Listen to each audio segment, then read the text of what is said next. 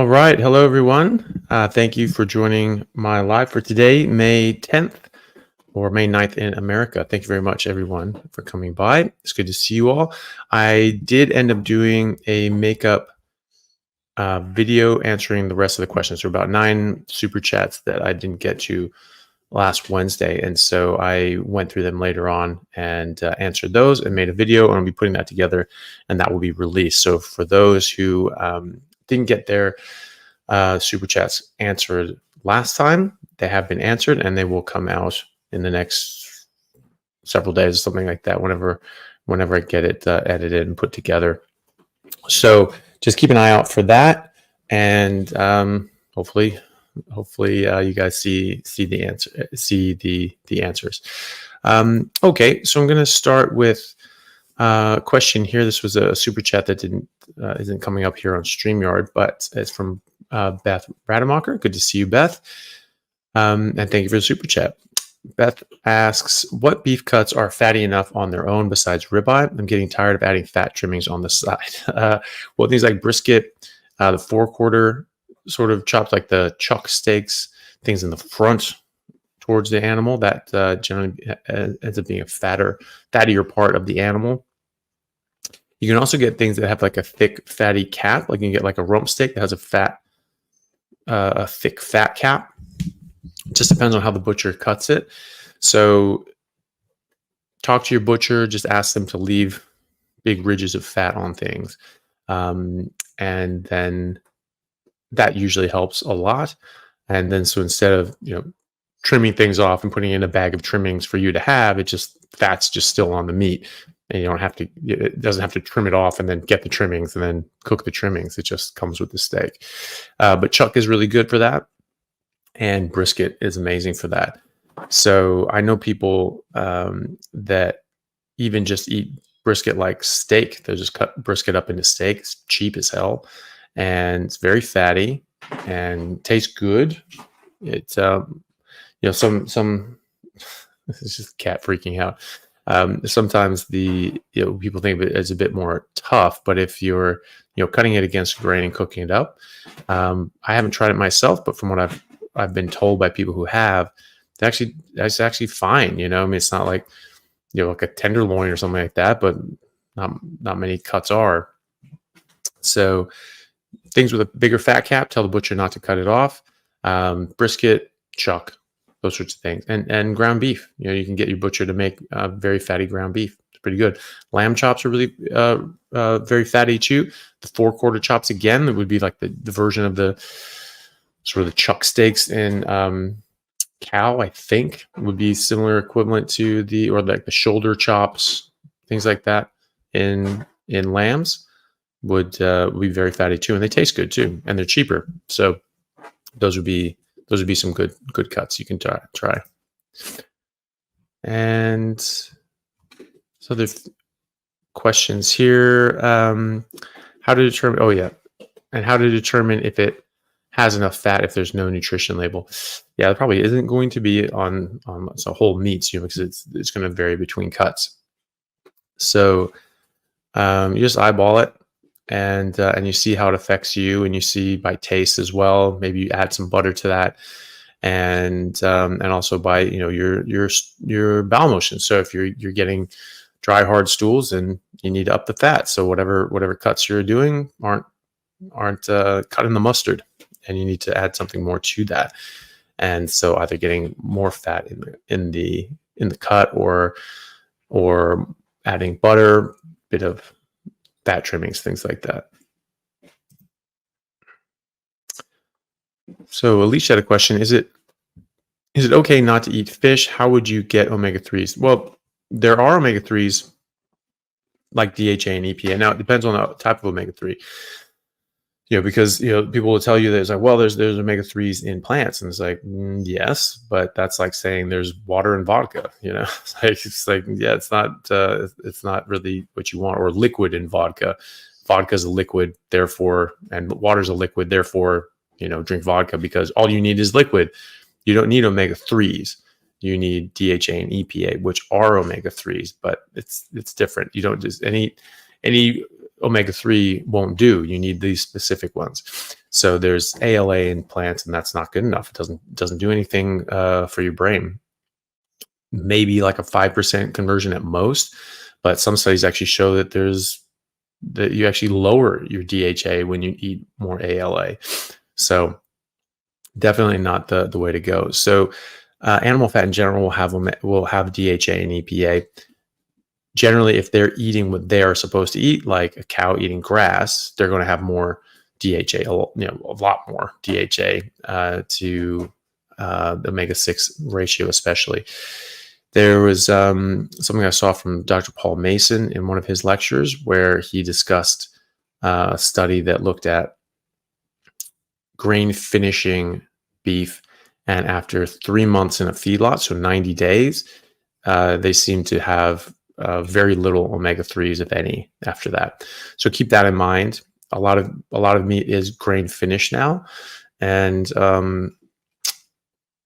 so depending on how long that's done for, it could be that you have less omega-3s. But the grass-fed and finished will definitely have DHA and EPA.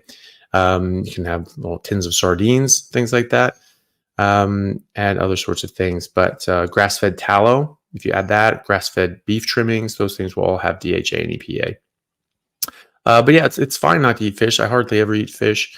There are some people that I just saw someone, a friend of mine interviewed someone about basically how we should really be eating fish and how important that was to like grow our brain because of the DHA and EPA in there. Farmed fish won't have any because fish get fish up the food chain get their DHA and EPA from the other fish that they eat. And so you take them out of the food chain and you start feeding them grain and rice pellets and soy and garbage like that. There's no DHA and EPA in there, so they're not going to get it. They don't make it. They get it from their food supply too. We don't make it either. And so you need to get it up the food chain properly. And when you dissociate your food from the food chain, it's not as nutritious as it's supposed to be for us either.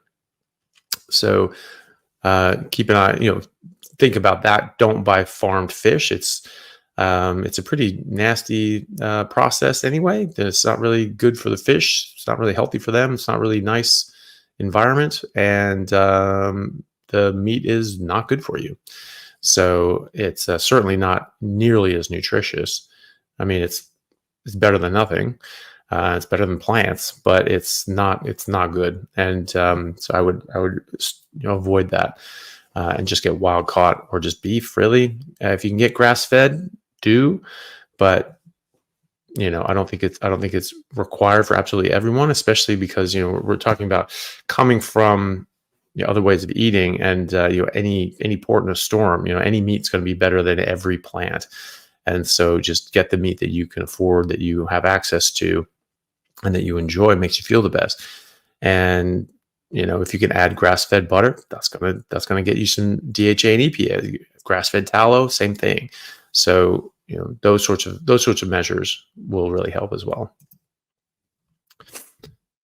Okay, Jonathan Davis had a question. Carnivore 1 month, down 20 pounds and loving it. Awesome.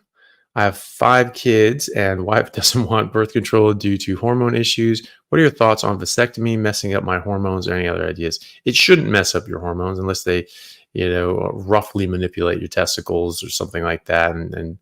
And maybe there's something to do with that. I don't do those surgeries, so I don't know if there's any sort of literature on that being the case. But if were, it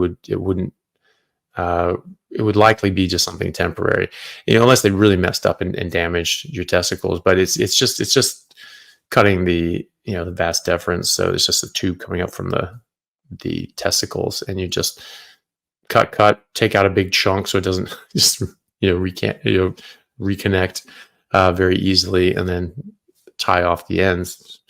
It's pretty straightforward. So it shouldn't mess up your hormones, though. It just makes you sterile. So that's up to you.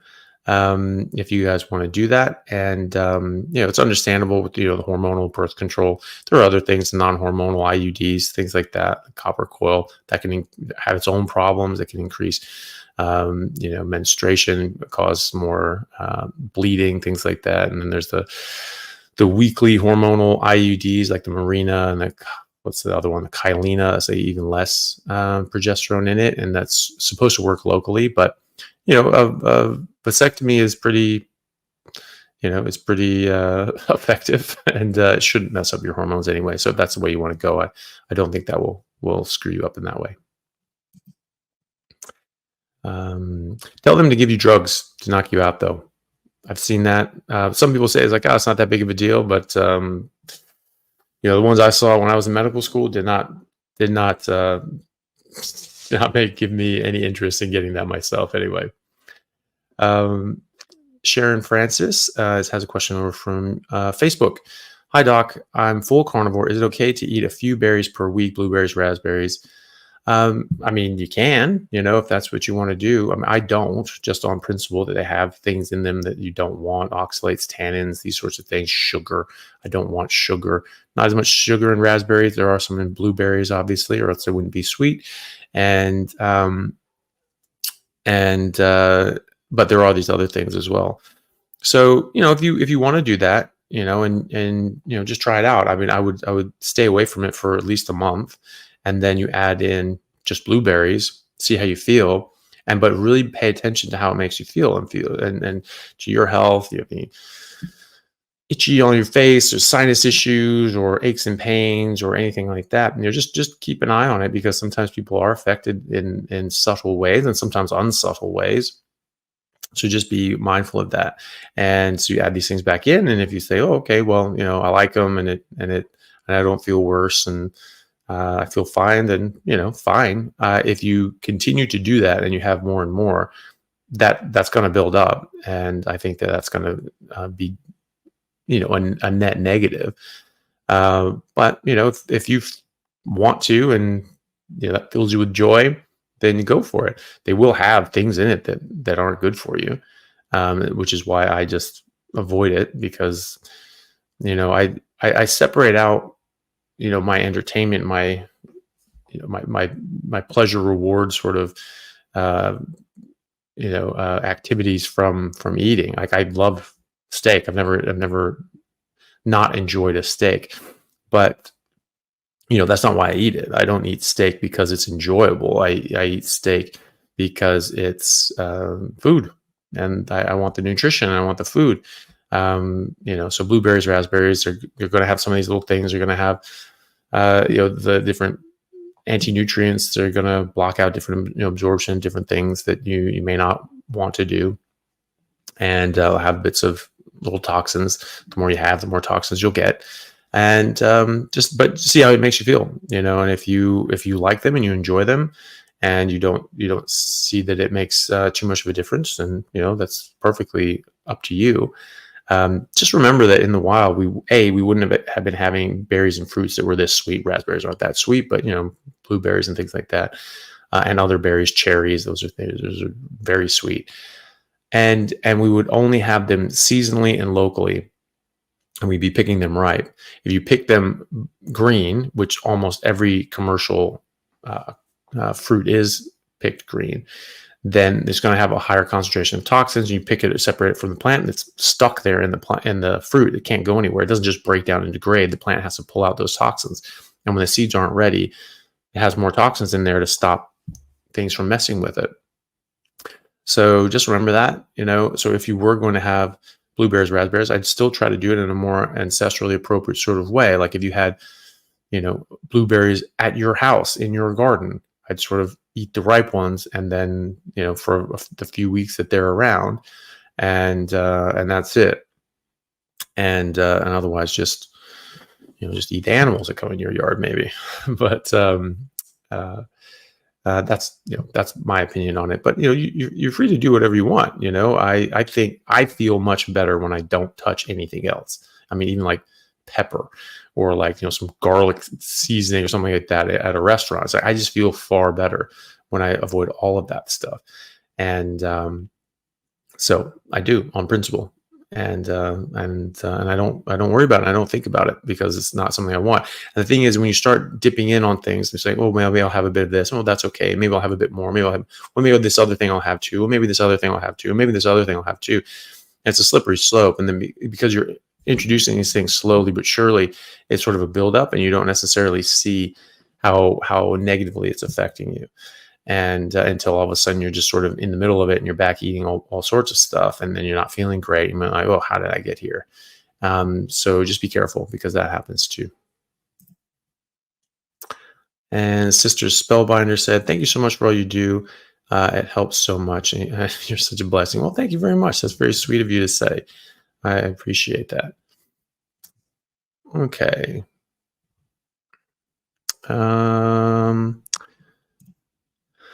All right. There's a super chat from S. Jack. Thank you very much for that. Hey, Doc, is it necessary to chew meat 30 plus times before swallowing, or is it just a myth? I can't imagine our ancestors doing it. P.S. Thanks for everything. I don't think you necessarily have to do it 30 times exactly. I couldn't imagine any animal counting in its head how many times it chews it. I mean, just chew an appropriate amount of time. I think we just say that just because some people sort of scarf things down a bit more quickly, and it's just more of a choking hazard. Primarily, but also, the more you chew it, the more you break it down, it should be able to get broken down by the different acids and enzymes in your digestive tract. So, no, I think you chew a sufficient amount of time to get it properly broken down, and then swallow, but whatever's comfortable for you, and so that you don't choke, and it's comfortable, I think is fine.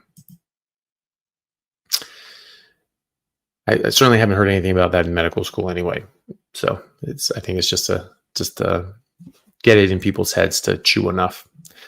Damian Williams, thank you for the super chat.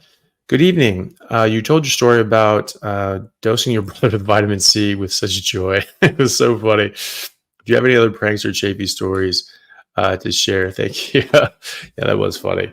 People don't remember that. My brother, we were going skiing or snowboarding up in Washington State, and we were like getting ready to go, and we always, he's my older brother, and there's always some brotherly tension and conflict, and you just sort of mess with each other. He's like trying to assert dominance, and I'm trying to tell him it's not the right place for it. Like, go somewhere else, and so he said, "Yeah, why don't you?" And he always had this look on his face when he was going to mess with me. And so I saw it since I was a kid. So I was just like, you could see it on him.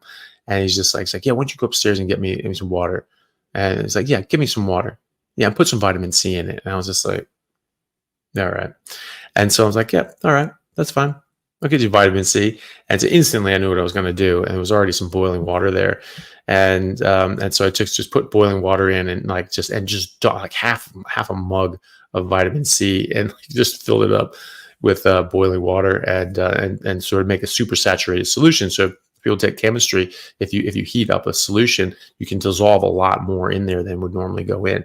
And then if you're very careful about it, you can cool it down back down to room temperature, and or possibly even below, without it forming precipitate and crystallizing. It's actually kind of a cool reaction, but if you drop like a bit of the crystals in, it'll actually they'll all like form out, and it's sort of interesting sort of science experiment. But you can make this super saturated solution. So there you go. Stay in school, kids. You can learn how to prank people, and so I did that, and like, God knows how bad this was. And like, I just went down, and you just look at him like, all right, there you go. And he just looked at me, and he's just like, and he sort of knew it was coming, that I was going to like put more in it. And he starts drinking, and like, to his credit, he just took it, just pretending like it wasn't there. And I'm like, all right. It was like, we both knew what was going on. We didn't say anything. It was just like, he hands back. He's like, yeah, thanks. So I was like, all right, fair enough. And we're just driving up, not talking about it. And like half hour, 40 minutes in, and he's just like, how much vitamin C do you put in there? I was like, dude, like half the bottle. I was like, I can't believe you drank that. He's just like, yeah, it wasn't good. It's like, now my stomach's really, really killing me. And tries to say he had just epic diarrhea for like 2 hours after that, and like just He's just stuck in the bathroom. And so I can't, I can't think of, oh, I can't think of anything right now. I'm thinking of that one. But no, we would just mess with each other. And I'll try to think of one if it comes up. But damn it. What are some of the other things we did to each other? Now I'm just thinking of the times we fought and tried to beat each other up. I can't think of anything at the moment, but if it comes up with something, I'll definitely share it with the class as well. But yeah, just things like that come up. You just sort of mess with people, and we did that a lot in the rugby team as well. And although a lot of that was just messing with people and just seeing if they get a rise, if you get a rise out of them, and if you did, it was like blood in the water. Everyone eyes would go, oh. It's good, but just don't do that. Just never show anybody on like in that sort of scenario with like rugby players and things like that. That something that they've said has pissed you off, because like that's the only thing you're going to hear for the rest of the month. But yeah, if I think of something, I'll tell you guys. Metabolic paramedic, thank you very much for the super chat.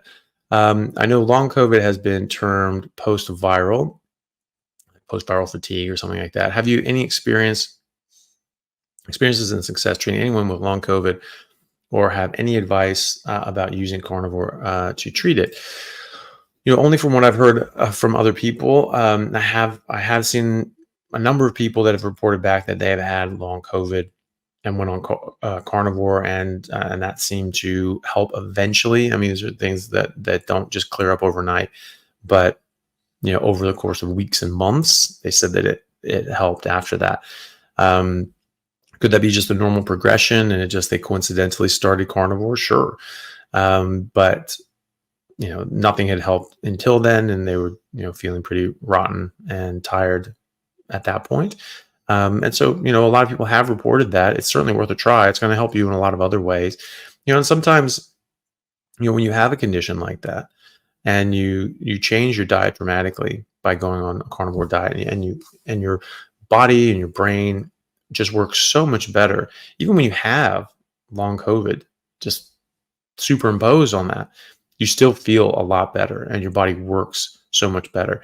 And so it's already going to be an improvement. Even if that thing, the post-viral fatigue syndrome or long COVID, has stayed the same, your body's going to work better with that affliction.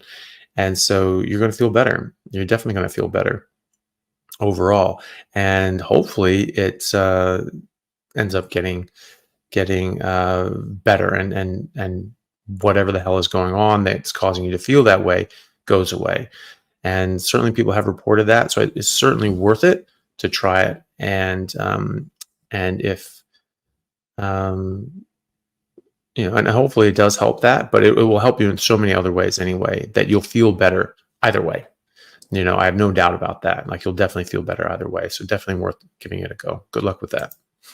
Hey guys, just want to take a second to thank our sponsor, Carnivore Bar. I don't promote many products because honestly, all you need to be healthy is to just eat meat. For those times that you're out hiking, road tripping, or stuck at work and you want a nutritious snack that is just meat, fat, and salt if you want it, the Carnivore Bar is a great option. So I like this product not because it's just pure meat, but also because I want the carnivore market to thrive as well. And the more we support meat-only products, the more meat-only products there will be available in the mainstream. So if this sounds like something you'd like to get behind, check it out using my discount code Anthony to get 10% off, which also applies to subscriptions, giving you 25% off total. All right, thanks guys. Akil Remy, hello again, doctor. Lions, as other carnivore animals, usually eat their whole prey raw. They eat the bones as well, which contain calcium. So is eating only the flesh enough, assuming one eats only meat? So I don't think lions eat much of the bones. I don't think their jaws are strong enough. I do know that the hyenas can jaws are strong enough to crack the bones. And so there's one phenomenon that you see, where the lions will go after the fattier parts of the kill, and they'll tend to leave the hind legs, the hindquarters, because they're very lean. They're usually much leaner part of the animal.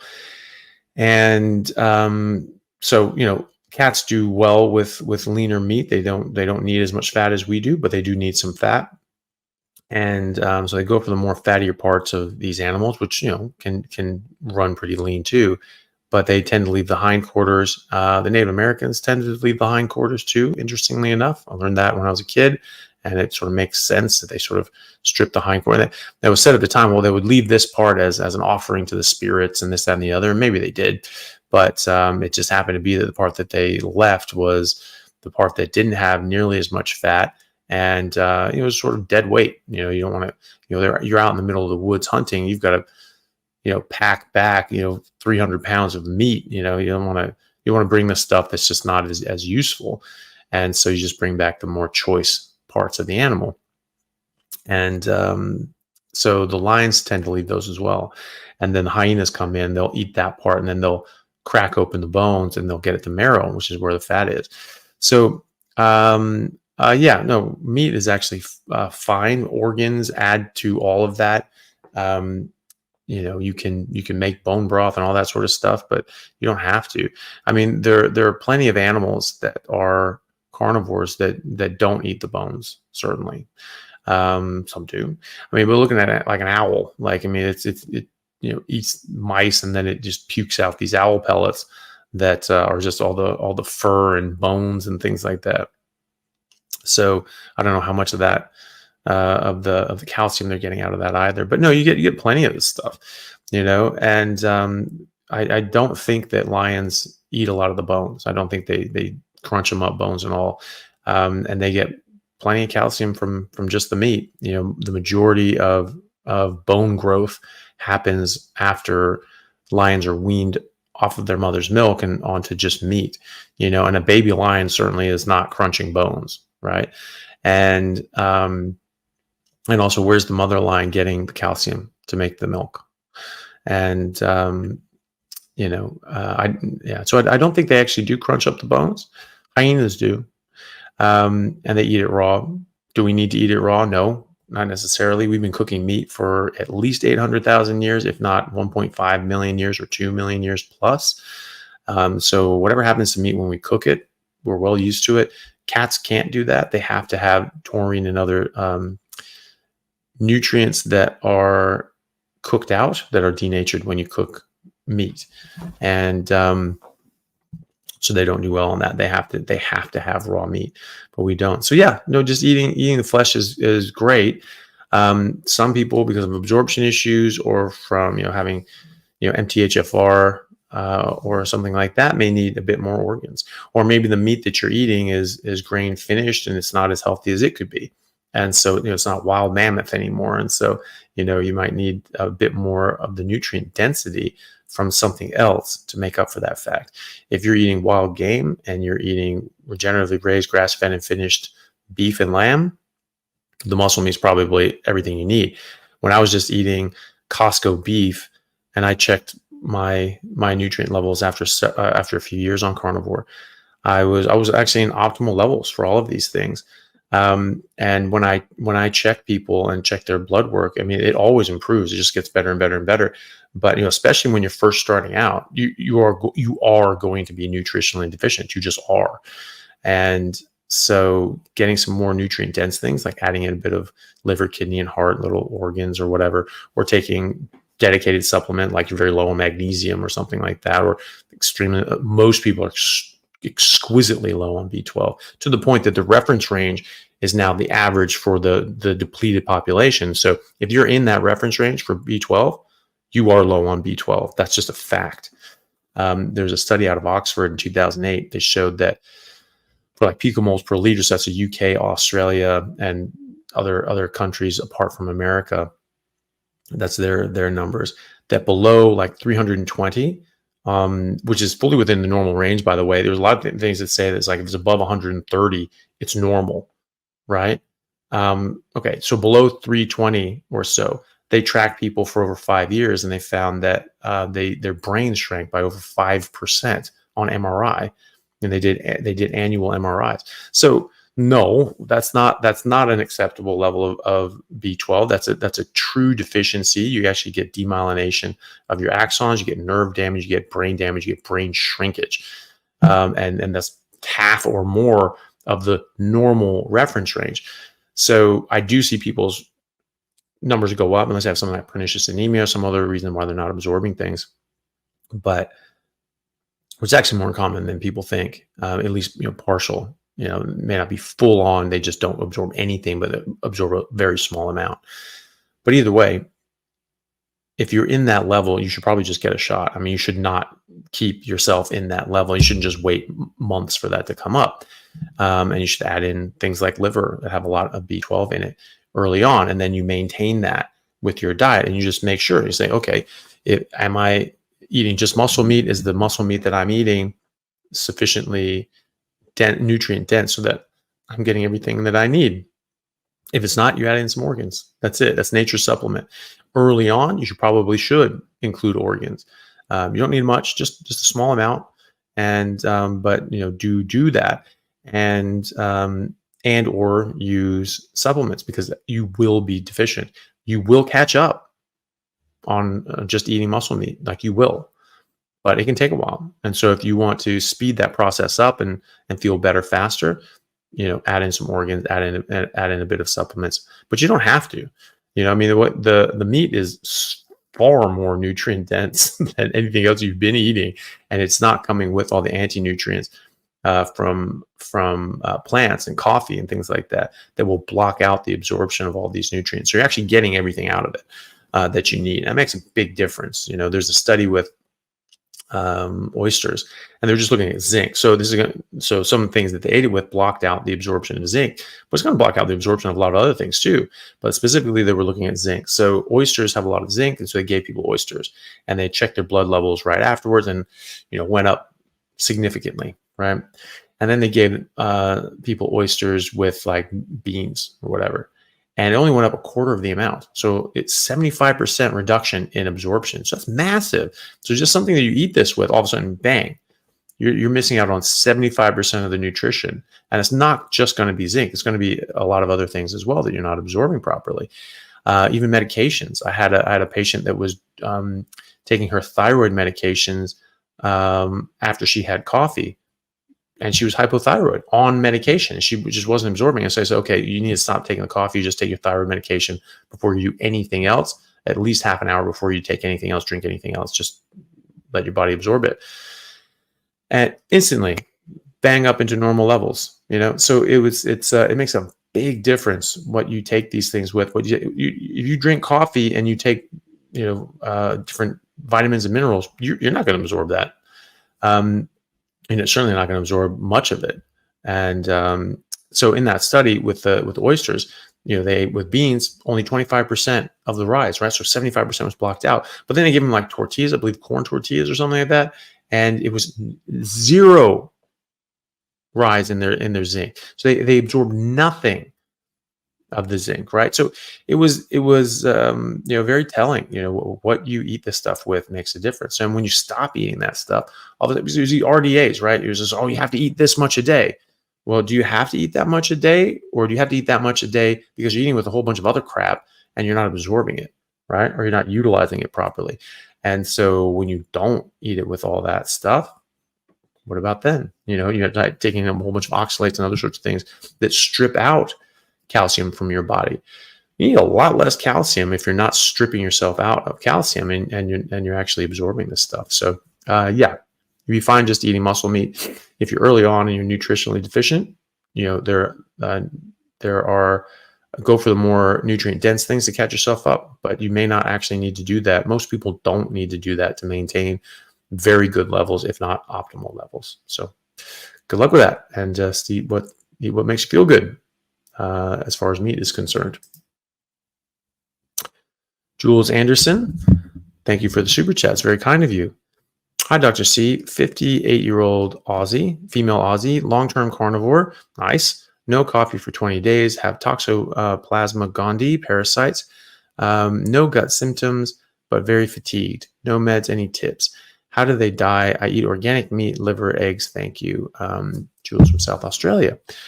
Well, I'm glad to hear that you've been doing this for a while. It's great to see more and more long-term carnivores and people thriving doing this. So if you have sort of toxo or other sorts of parasites, and it's not sort of shifting on its own. I mean, we do have an immune system response to parasites that is there for a reason, but at the same time, parasites have ways of dodging our immune system as well. I mean, we're designed to deal with parasites, but parasites are designed to deal with us and our immune systems too. So if you are not shifting this, I probably would look into taking medications for that. There are a lot of very effective medications that aren't really harsh on your system, that work very, very well. They're very, very safe, and can just clear this stuff out of you. It's I don't know when this sort of picked up, but you can have these parasites in your body for years or decades and not notice it, and it doesn't really, you don't really know that it's causing a problem until at one point, and then you get a diagnosis. So either way, if this isn't really clearing, I personally would go and talk to your doctor and talk to my doctor and try to get on something. Go to a parasitologist, someone who deals with this specifically, and get on a treatment regime, to get this stuff cleared out. It's generally pretty innocuous treatments, most of them, and most of them are very, very safe, and they're used sort of all over the world for decades, and they're very effective. So that's what I would do, and that can hopefully get this out, and you can get off and running and feeling great as a carnivore. So good luck with that. So question from Facebook, 4 months in, any help for estrogen? Well, it depends on the person, but I see a lot of women make a lot more estrogen. I've had several patients in their mid to late 50s who have come out of menopause and started having periods again and started making completely normal amounts of estrogen. So, just keep going with it. Just eat really fatty meat. Don't eat anything else, just water and fatty meat, salt to taste. And, just remember that your hormones come from cholesterol. So, if you don't want to avoid the cholesterol, you don't want to do things that lower your cholesterol. And, because that's what your hormones are made of. That's what your estrogen is made out of. So, just do that and support your body as much as possible. There can be other reasons why your body isn't making as much estrogen. At some point, women are just going to stop making as much estrogen from their ovaries. But just carbohydrates raise insulin. Insulin blocks the conversion of testosterone into estrogen. Women make testosterone first, and that's turned into estrogen. So you stop that, and you raise your insulin. You block that, and you mess up with your hormones. And so just getting rid of that should help. But at the same time, there can be other reasons why you're not making estrogen. Age. I don't think that 40s or even early 50s is the normal time that we should be going through menopause. I think it's later than that. And I've seen that. But, at some point, you're probably not going to make normal amounts of estrogen at some point. I don't know of anybody in their 90s that's still, fertile and things like that. So eventually that's going to catch up. But at the same time, it's a lot later than we think. So I would, I just hope for the best. And if your body is, give your body the best chance that it can to heal and recover. And, and if it does, it does. If it doesn't, it could be something else going on. It could be that you've just sort of passed that point that it's going to recover. But, just check it every now and then and see how you go. A lot of women, when they're still in fertility ages, they'll see a lot of disruption of their period potentially within the first 4 or 5 months, and then things sort of stabilize out. Some people don't notice any differences at all. Some people do, but just see how you go anyway, and just check, and hopefully yours does. So good luck with that. Nab, thank you for the super chat. Hi, Doc. I hear you don't salt your foods. Is that true? What are your reasons someone doesn't need to salt and someone does need to salt? Yeah, that's a good question. I think early on people may need to salt because when your insulin is high, it's drawing in more electrolytes in at the level of your kidneys. So you're storing, or you're retaining more, and your kidneys have to work harder to get out the appropriate amount of salt and other electrolytes. So when you go away from carbohydrates and your insulin levels start coming down, you don't have fasting insulin that's way too high, insulin resistance, and you're not getting these insulin spikes and all these other sorts of things, then the idea is that your kidneys may be, over spilling these electrolytes, and you may need more salt to compensate. But when you were born, you didn't have insulin resistance and you didn't have insulin spikes because fetuses are in ketosis, breastfeeding infants are in ketosis. And so it's, there is milk in there, but, then most people in the wild, they're eating meat. That was the traditional way of doing it. Lions the same way. So your insulin levels are going to start off fairly low. You're not going to start off with insulin resistance, and eventually it's going to creep up and creep up. I mean, your fasting insulin should never be above 9, if above 7. Yet I see people with fasting insulin. One gentleman was 44 yesterday, and a couple months ago 72. So that's fasting, right? So all the time it's up there. He wasn't born like that, right? So that massively elevated insulin, that's affecting how many electrolytes are staying in or going out, right? But it had to work up to that. So if his insulin just went up to an inappropriate level and was just like storing all this stuff, and his kidneys didn't respond and to maintain homeostasis and eliminate electrolytes another way, he'd be dead because his electrolytes would be way too high. And when your potassium gets too high, your heart stops. That's what lethal injection is.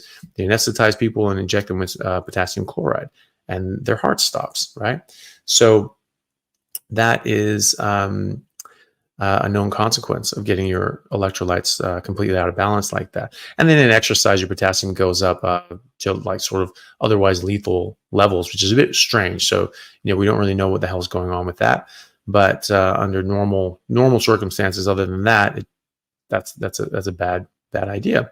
So his body had to get used to his insulin level going up to 72 fasting, right?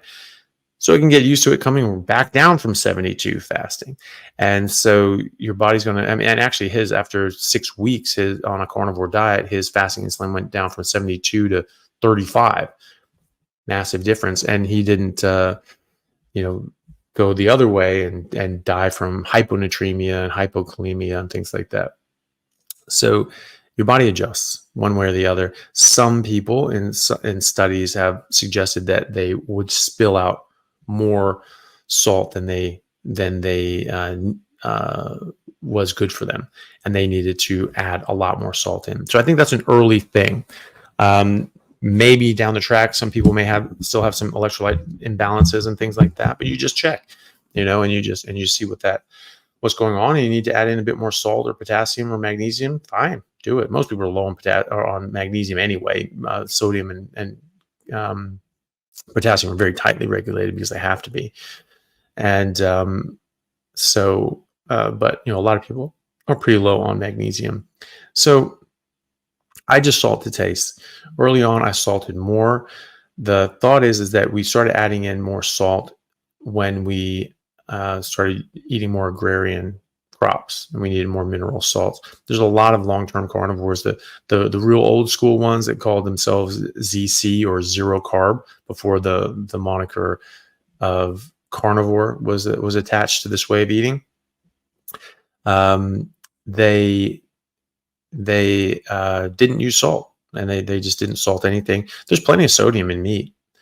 And there's a lady, Dana Spencer, who's like 16 plus year carnivore, and she started the Facebook group Zero Carb Health.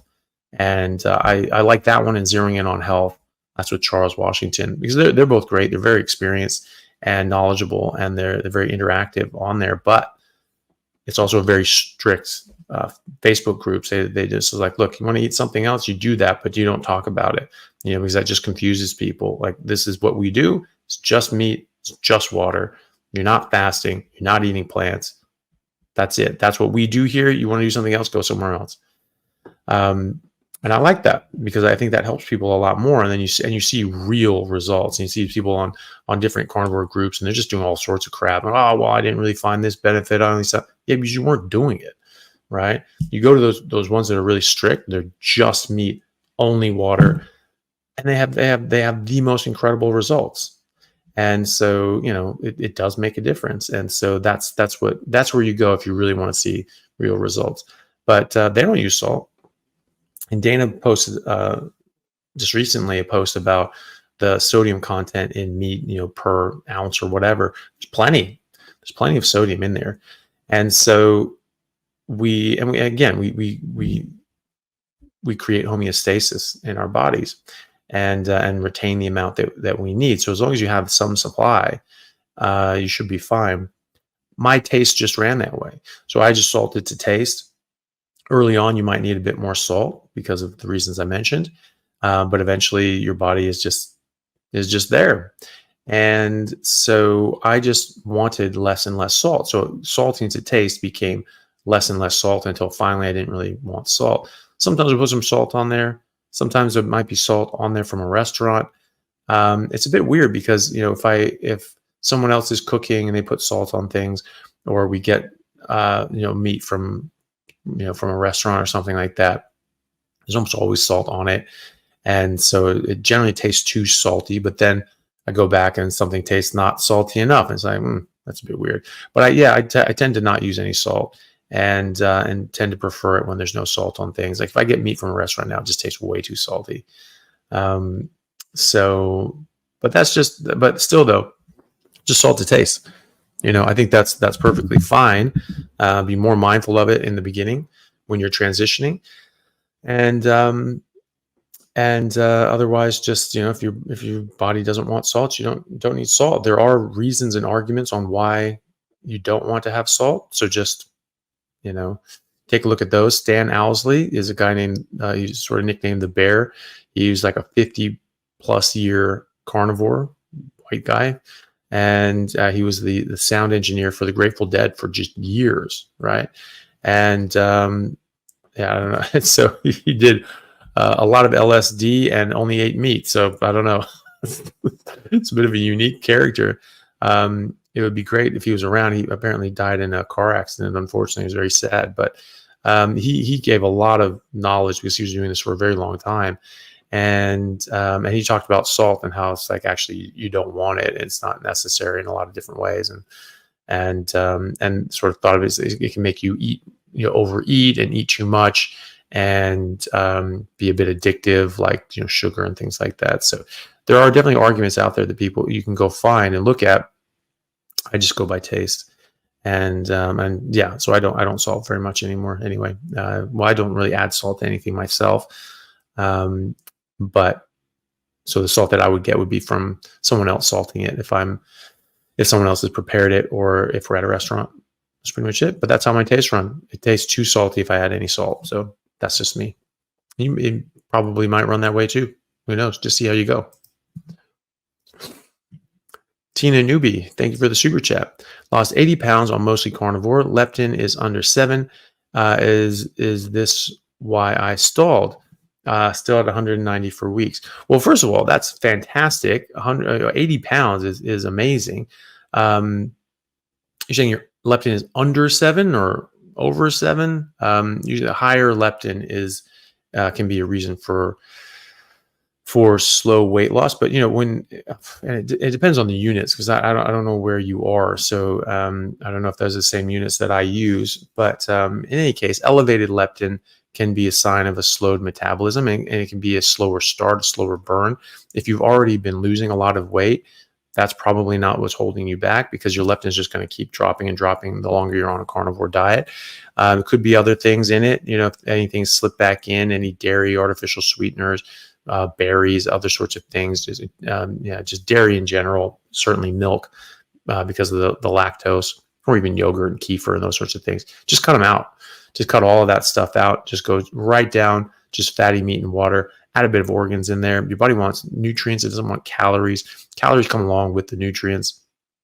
And so you can think of it that way. And so if you're eating more nutrient-dense things, you tend not to be all that hungry, as long as you're getting enough nutrients. Salt, that's another one. People argue that salt can actually make it so you overeat and you eat more than your body actually wants. So I don't know the veracity of that, but that's certainly something that's spoken about. And there are a lot of other reasons too. Like if you're exercising, which you ideally should be, you're going to put on muscle, you're going to put on bone density, and that's going to offset the fat you're losing. So don't worry as much about the weight as much as your body composition and how you feel, first and foremost. So just number one, how do you feel? Are you feeling good? Are you feeling healthy? Number two, very distant number two, body composition. Are you losing fat but gaining muscle? That's what you want. That's the ideal. And so you may look different. Your clothes may fit differently. And if you got a DEXA scan, it may show that there's a significant difference. And then basically nowhere on there is the scale, because it's not important, because what's important is your body composition and your health. And so I would just keep going with it. Remember, this is a long-term game. This isn't just a crash diet and then you go back to doing what you're doing. You're doing this for life, because this is the healthiest thing for you to do for the rest of your life. So you just do this and you let your body go the way it's going to go. Any little cheats, any little additions will screw you up. I promise you that. I see this in people all the time that struggle with their weight and they're doing really, really well and they're really just eating meat. They're having a little bit of this. They're having some nuts or maybe a little bit of whatever. And it's not until they really just cut everything out that they actually go keep losing weight. So you really just have to cut absolutely everything out. Everything, even vegetables, especially vegetables. They're disgusting. And, I lost 23 pounds as soon as I stopped eating vegetables and started eating more meat. And that's another thing too. Are you eating enough? Are you eating enough fat? If you're chronically under eating or you're fasting or doing these sorts of things because everyone tells you you have to not eat fat if you want to lose fat, you want to not eat all that much, you want to be in a caloric deficit, just throw all that nonsense out. That has not worked ever in history. Why would it work now? Just eat what you're designed to eat. Eat fatty meat until it stops tasting good. This will encourage your metabolism. It will ramp up your metabolism, and your body will say, like, we don't need this excess fat, and we'll let it go now. So, and I've seen people do this. They've tracked their calories, they've tracked their intake, they've tracked their fat content, and they've tracked how much they were eating, and they tracked their weight. And when they started reducing their what they were eating, they could actually put on weight because their body's slowing down the metabolism. So they're saying, hey, look, we're in a famine, and so we need to actually store things. We're not going to use things. We've got to store them because may get to a point that we're stuck and we need this. And then they started eating more and weight started coming off, fat started coming off. So it actually does matter. Your metabolism actually does matter. It's like, oh, but the law of thermodynamics. We're an open system. We're not a closed system. We're not in a vacuum. Humans don't exist in a vacuum. And a calorie is not a calorie because we don't burn these things first and foremost. So the entire principle is flawed. You're not burning these things. So it's like, oh, well, there's energy if this heat is idiotic, right? You can have all the energy stored up in these chemical bonds and just not absorb them and just crap them out. What did that do, right? So, oh, but the law of thermodynamics is in the toilet. All right. So, this is not applicable. That's just something that people just latch onto so they can sound intelligent. Well, but the law of you don't know what you're talking about. It's not applicable to the system, and we're not a Bunsen burner. So we're not burning things. We're not burning calories and producing energy as heat. So eat fatty meat until it stops tasting good. Don't eat anything else. And do work out, because high intensity exercises, anaerobic exercises, resistance training, sprinting will help you lose fat. It will put on muscle though. And so you will offset the scale. So be as strict as you can, eat as much as your body's telling you to eat until it stops tasting good, because that's how you know that your body doesn't want it anymore. Is when you get that bite, it just tastes like cardboard. Then you move on with your day and exercise. And then don't worry about the scale, worry about your body composition and your health first and foremost. And, some people, after years and decades of harming themselves with different ways of eating and starving themselves, they're not going to necessarily get back to the body shape that they had when they were 16. So it's just one of those things, but your body will do wonders. And so just put it in the best position possible to do just that. And you'll do fine, and you'll be very healthy as a result. So good luck with that. Noctum Knight, thank you very much for the generous super chat. I appreciate it. Hey, Dr. Chaffee, I'm starting carnivore. My trainer has me drink a mass gainer for muscle growth within 30 minutes after. What are your thoughts about how to replace that on carnivore, or do you have a certain product to use? Steak, just fatty steak. Cut up, just cook up a big fat ribeye or something like that. Put some butter on it. Cut it up into chunks. Take that with you to the gym. As soon as you finish, just eat it. You just get that right away. It's everything that you need. The mass gainer is a bunch of carbs and sugar and that sort of bullshit. Yeah, you'll gain mass. You'll gain mass and a fat ass. It's just carbs. It's just gonna put on fat. You're not gonna put on muscle. Like you will put on muscle, but it's not gonna be because of the carbs. Like you'll put on muscle because of the work that you did and the protein that you eat. You do raise insulin. Insulin does put carbohydrates as well as protein into your cells. But you know what? You already have insulin, and protein does give a bit of a bump of insulin as well for exactly that reason. And so, the idea that it's just, if you don't eat protein with carbs, and you're just not going to get you're not going to get enough insulin put in, get your protein in your cells. Like, who told you that? When was that? Where was that written down? I missed that day on biochemistry class, I guess. It's complete and utter nonsense. So 70% of animal species are carnivores, and I guess they're just not getting any protein because they're not eating with carbs. That's nonsense. So you don't need carbs in order to build muscle. In fact, it's counterproductive because you're just putting on fat as opposed to muscle, and you're getting intramuscular fat. You're getting more glycogen storage and deposition and water retention as a result of that. So you look more bloated, you look more bulky, but that's fat, water, and glycogen. It's not muscle, So if you want to put on lean muscle mass, you just eat meat. You just eat fatty meat, and absolutely. So the same thing that you'd eat at any other time, you eat then, right? So if you want to, in that call it like an anabolic window straight after working out, and some people say that that's a thing. Some people say it's not a thing. I don't really care one way or the other. If you find that you like doing that and it benefits you, do it.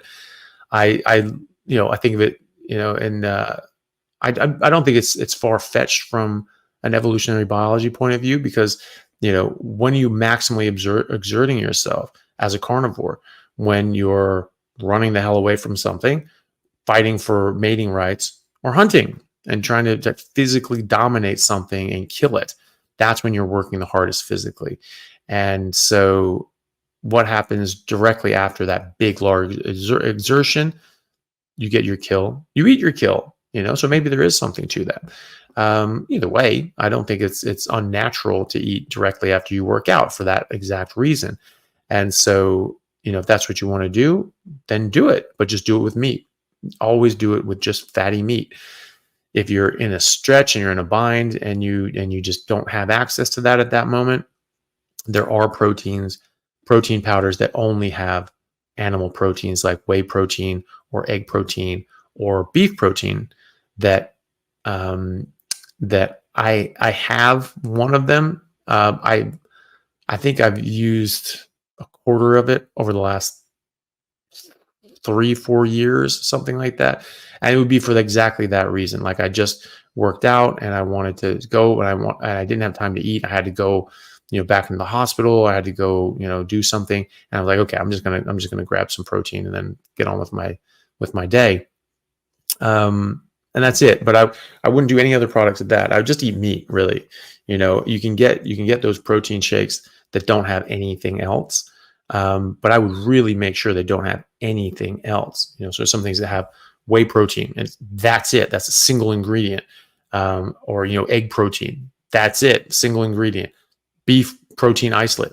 That's it. Single ingredient. If it has more than one ingredient besides animal protein, don't get it. They tend to cost more, even though there's less in it. Don't know why. Probably just because there's not as much of a market for it, and so people are willing to pay more. But there aren't as many available. But in any case, you just eat meat. If you're planning ahead and you're planning on having this muscle gainer and all that sort of stuff, just bring a steak. Just bring chopped up steak. Just eat, crush it down, and you'll do great. You'll slam on muscle. You'll find it's easy, very easy to put on muscle. Actually, more easy to put on muscle now than ever before. If you're working out hard, and it's making sure you're eating enough. So eat right after, sure. Make sure you're eating enough after that, maximally until it stops tasting good. And you have to do that a couple times a day to make sure you're getting enough meat, or else you'll miss it, and you won't build as much muscle as you can. You don't need to be in a caloric surplus. That's nonsense. A surplus means surplus to demand, means you're going to store it as fat. So again, you want to put on mass, fine. But you want to put on muscle, that's a different story. So you don't need a surplus, you need enough. So you eat until it stops tasting good, your body's going to tell you. When I start working out, I double my hunger easily. And so I'm eating like, 2.5 pounds of very fatty meat a day. And then I start working out, and that goes up to 4.5 easily, and that's pretty normal. And when I do that and I'm eating enough, slamming on muscle, I'm at 44, and it's easier for me to put on muscle now than at any period in my entire life, except 20 to 25, when I was also doing this exact same diet. And I was jacked. And when I was down in, before that, when I was in Seattle, I wasn't lifting weights as much, but I was like, my legs were like tree trunks just because of the amount of running and sprinting I was doing.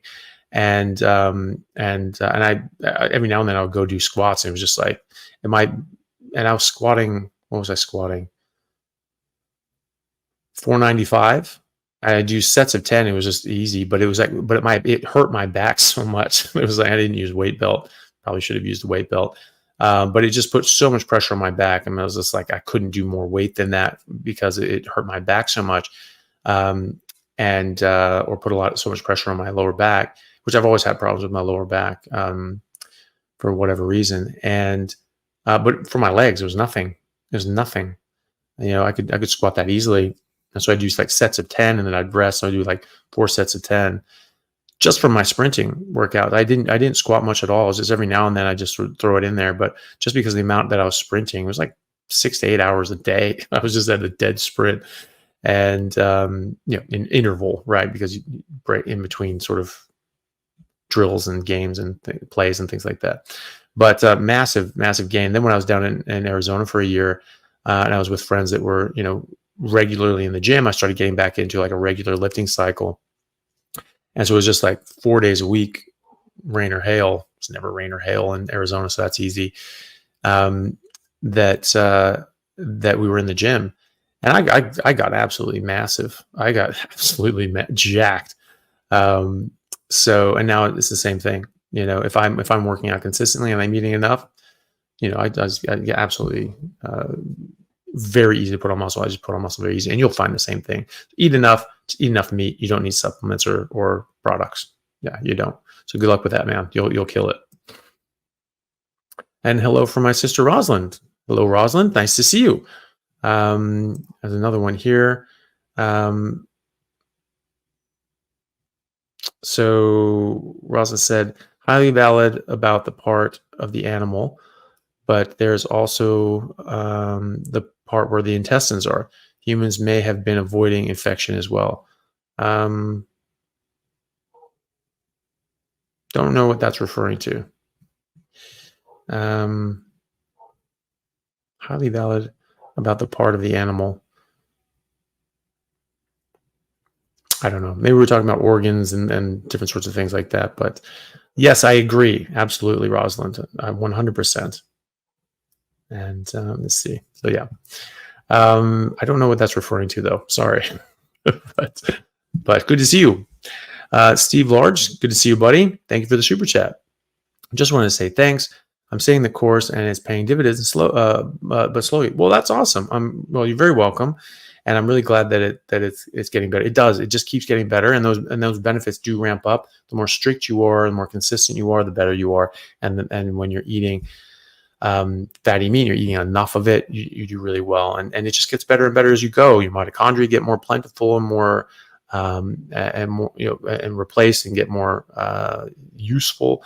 And your body just gets better and better and better, and more adapted. And so you'll do great. So keep it up. And your hormones get a lot better. And when your hormones improve, it's not just like, oh, my testosterone's up, my growth hormone's up. It's now, okay, for the next 6 months that they're up. Now you start seeing really good results because of how it affects your body. These hormones are slow acting, long acting. They take a while to really see full effects of those things. So this just keeps getting better. It just keeps getting better the more and more we do this. So, good luck with it, and you're doing great, and just keep it up.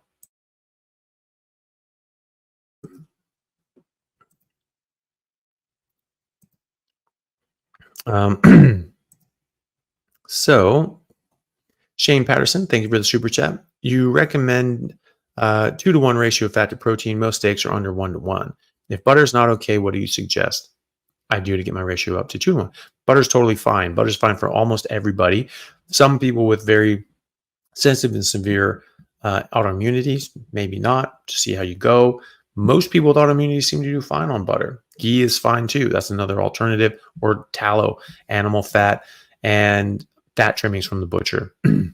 So yeah, most meat is trimmed to a fault, and but the benefit of that everything being trimmed to hell is that they have a lot of fat trimmings at the butcher, and you can usually ask for that, and they'll give them to you generally for free. I have seen people charge a small amount, typically if they're going to use that for sausages and things like that. But sometimes they like the offcuts, they just throw away. Quite often the butcher will sell you that for either for very cheap or actually just give it to you because they actually have to pay to get this stuff taken away. So ask your butcher if the price isn't meeting your expectations. Try calling around to other butchers. We did that here in Perth locally. In America, most butchers will just give it to you because they pay to get it taken away, so they're happy for you to take it. So when we spoke to some butchers here, some were a bit more unreasonable, trying to charge like $20 a kilo, and we're like, no thanks. But then the other ones are very reasonable. It's like $5 a kilo. I'm like, totally fine, happy to pay that. Especially for like grass-fed and finished ones where it's like dark yellow fat, fantastic. And I ordered that now from my new sponsor, the Stockman steaks. They have that, I think they call it like tallow or whatever. It looks like tallow brick on the picture, but it's actually packs of fat. And you just cut that up in little chunks, you fry them up, you eat them, and they taste great. My mom used to do that when she would trim off the fat from steaks because it was all about the low fat, but she would cut that off and then she'd sort of fry them up and it would just smell amazing. And you sort of have some of these things, they just tasted so good. So those are things you do. Butter's totally fine. Try the butter. If it's working for you and you feel good on it, then just do that. Just do the butter. And but there's also the fat trimmings from the butcher, tallow, lard, duck fat, ghee, all those sorts of things are options too. So good luck with that.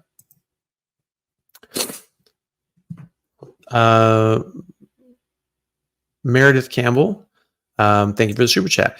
Can I still try carnivore? Struggling because of lack of stomach acid, because of Nexium for hiatus. I have diverticulitis too. Please help. No, you can definitely still do that. The Nexium may or may not be as necessary as well, because when you're eating carbohydrates, again, your insulin goes up. And what people don't understand when they talk about, well, this is a normal reaction. You just eat carbohydrates, your insulin goes up, and that just drives the energy into cells. This is a normal process. And you can say that all you want, but it's not normal at the levels that we're experiencing when we're eating exogenous carbohydrates, because blood sugar is not supposed to go that high. That is toxic to humans. That kills us eventually. That's what kills diabetics. That's what makes their organs fail. They lose their vision and they get their limbs chopped off and eventually die. That's because of high blood sugar. So no, that is not normal at that level. And then the insulin goes up to combat this because it's toxic at that level. And then the insulin goes up to, yes, drive this energy into cells. Oh, well, that's normal. No, at levels down here, that's normal. Levels way the hell up here, that's very abnormal and things are going out of balance. Specifically because insulin doesn't just drive energy into cells. Insulin does over 100 other things in your body that are very important. And so when your insulin's at 5, which is a very nice place for insulin to be, it's affecting everything at a 5. And then you eat some pasta or bread, it slams up to 35, and it's affecting everything at a 35. That's abnormal. That's not good for you. And then you get insulin resistance, and all of a sudden you have your fasting insulin is 72, like my patient a few months ago, and his unfasted postprandial insulin is probably over 100. So that's going to affect things very negatively. One of the things that it does is insulin increases the acidity of your stomach acid, so you can get a lot more reflux and problems. You more reflux and problems with stomach acid and things like that. The hiatus hernia, that's a structural abnormality that can just make things, so that things structurally are so that you can have more problems and potentially get it back into your esophagus and regurgitate more easily. And but either way, the Nexium is sort of offsetting that. But when you stop eating carbohydrates, it will actually go back to a more normal. Now it'll still be very acidic, but it'll be normally acidic. It will be appropriate for our anatomy and physiology. So even if you are on Nexium, you can absolutely still do a carnivore diet. You don't have to. In fact, it's still going to be easier to absorb and digest any meat than anything else, because that's the easiest thing for us to digest. Plants don't get digested, or we just don't break them down. We don't have the enzymes to break down cellulose.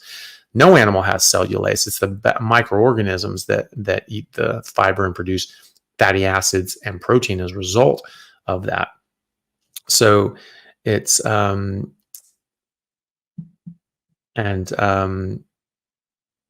it's perfectly fine to do that.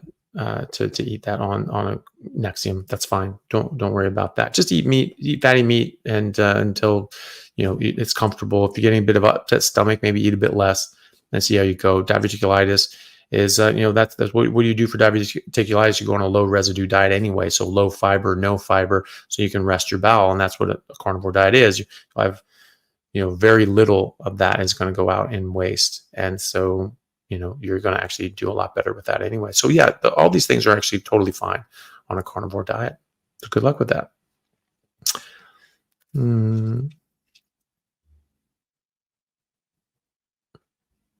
Okay.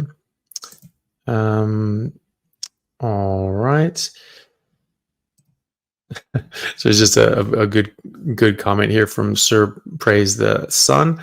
Where do lions get their Gatorade, pre-workout, and pancakes for carbs? And how do they sprint? I don't know.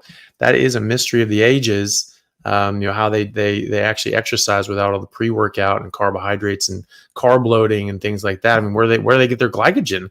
You have to have carbs for glycogen. It's impossible any other way.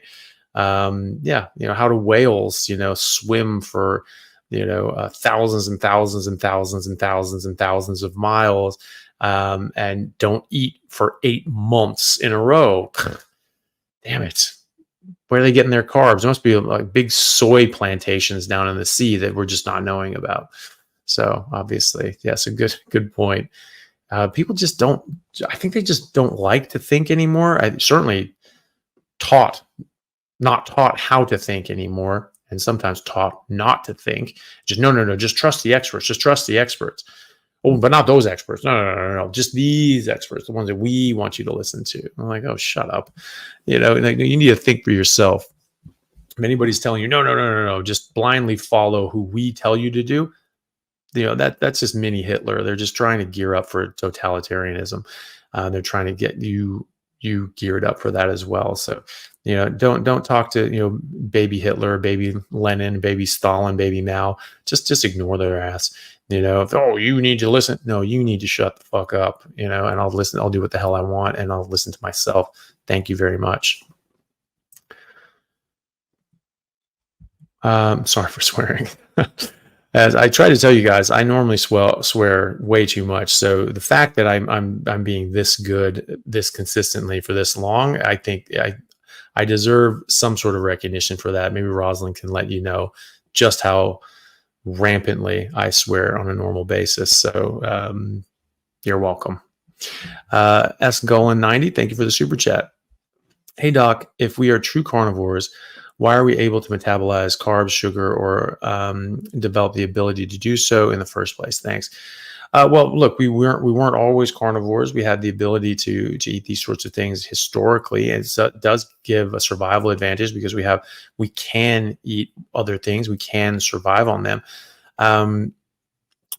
And when you're looking at things in evolutionary terms, you don't lose the ability to do something unless it confers a survival advantage to do so. So because that's just how that works, because the ones that don't have that trait tend to die off and they tend not to have kids. And so it's that trait that actually is a big survival advantage. So, having the ability to break down carbs and sugars and absorb them is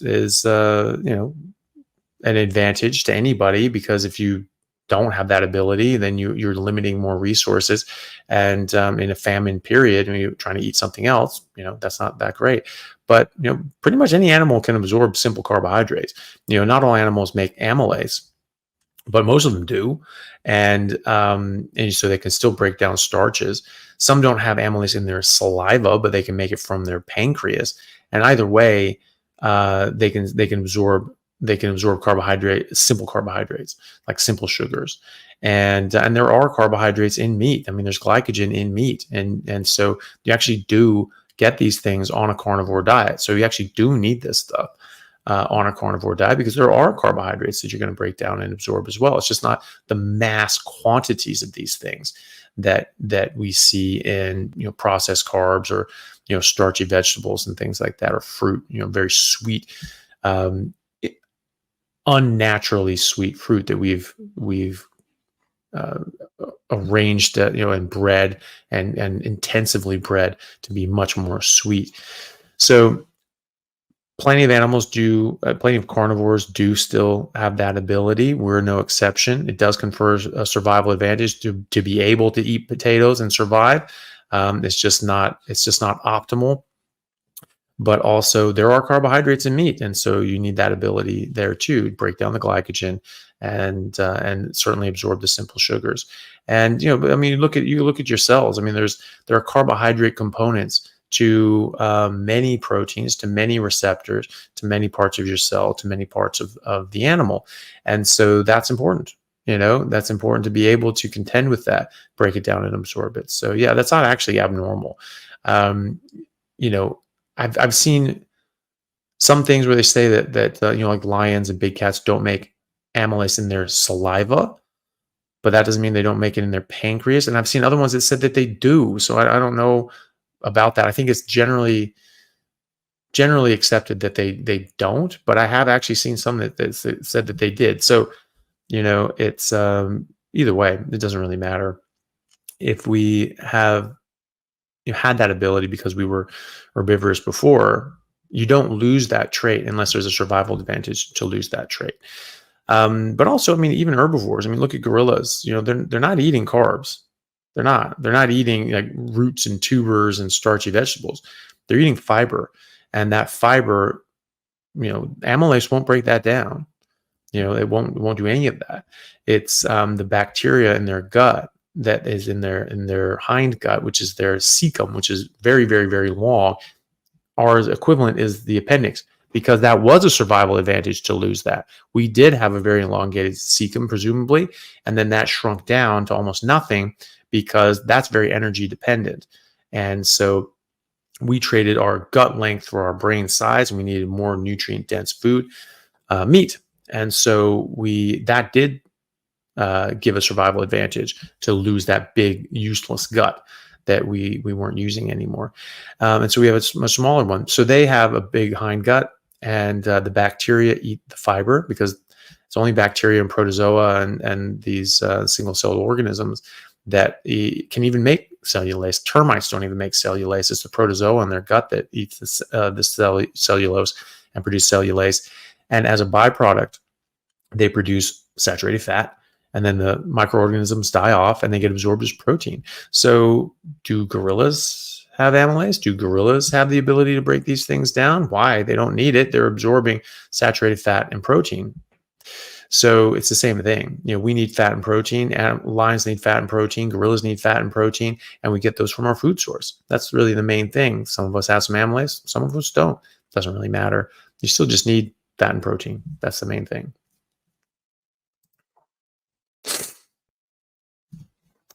Shane Patterson, thank you for the super chat. GF been trying to increase meat, or girlfriends has been trying to increase meat, but says she has low appetite for red meat and feels sick when eating only meat, even one meal. Any recommendations?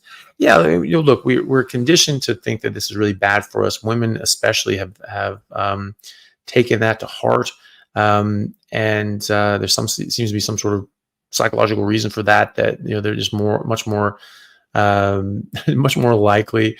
They're just much more coachable, and people say this too. It's just like, when you're coaching girls, they really pay attention, they really listen, they try to do what you tell them to do, and like guys just sort of do whatever the hell they want, and so you don't have as much coachability in some guys, and so you have to, that's why being able to learn, being able to be coachable is a good trait that coaches look for in young athletes.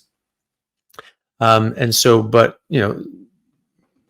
girls, women seem to have taken that and saying, okay, well, this is bad for me, I'm not going to do that. Okay, makes sense. And if you believe that, that's the right thing to do.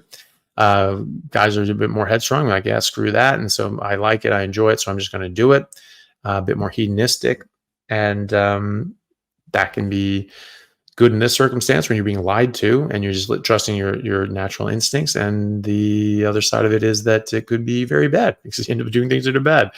In any case, we train ourselves and condition ourselves to think that meat's bad, and to think that fat's bad, and we have a psychosomatic reaction where it makes us physically ill. I would get that in my late 30s when I knew that this was the right way to go. When I would eat fat, I just couldn't do it, and I had to slowly work myself into it.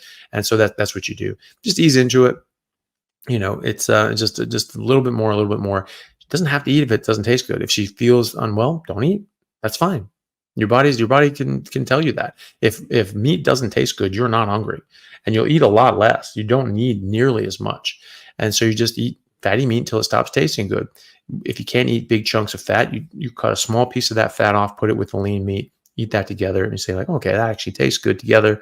And you can do that, and you just recondition yourself and really decondition, that programming, that we had of listening to the experts and never eat fat because fat's so bad for you, even though it has never been bad for us ever in human existence.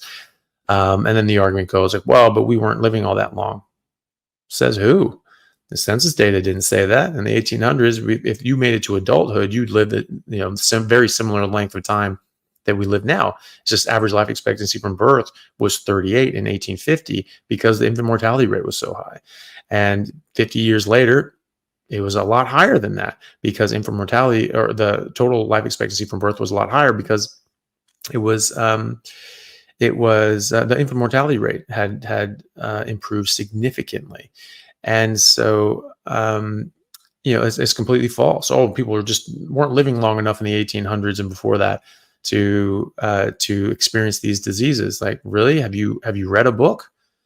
Because they were written by people, and some of those people actually have biographies, and you can actually see like how long they lived. How old was Mark Twain?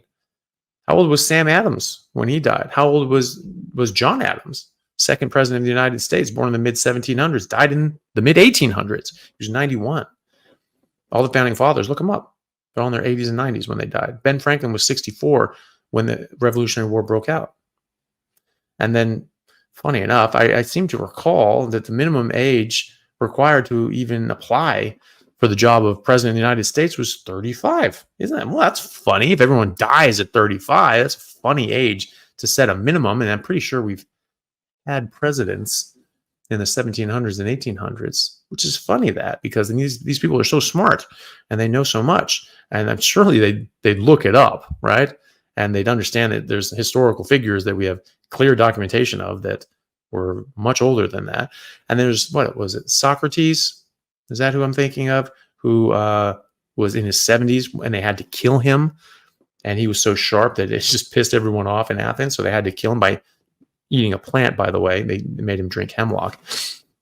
So, I mean, that's just nonsense that people weren't living long enough to experience these diseases. That's just ridiculous. And I just spoke with a gentleman, Dr. Verma from India. He's an emergency physician over in India. And he said he treated a boy who's 17 years old. He came in with a heart attack.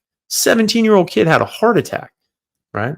Vegetarian, by the way, vegan vegetarian, and of this mostly plant-based nation. Everyone says, oh, but plants are so bad for us and meat is so good for us. Explain India.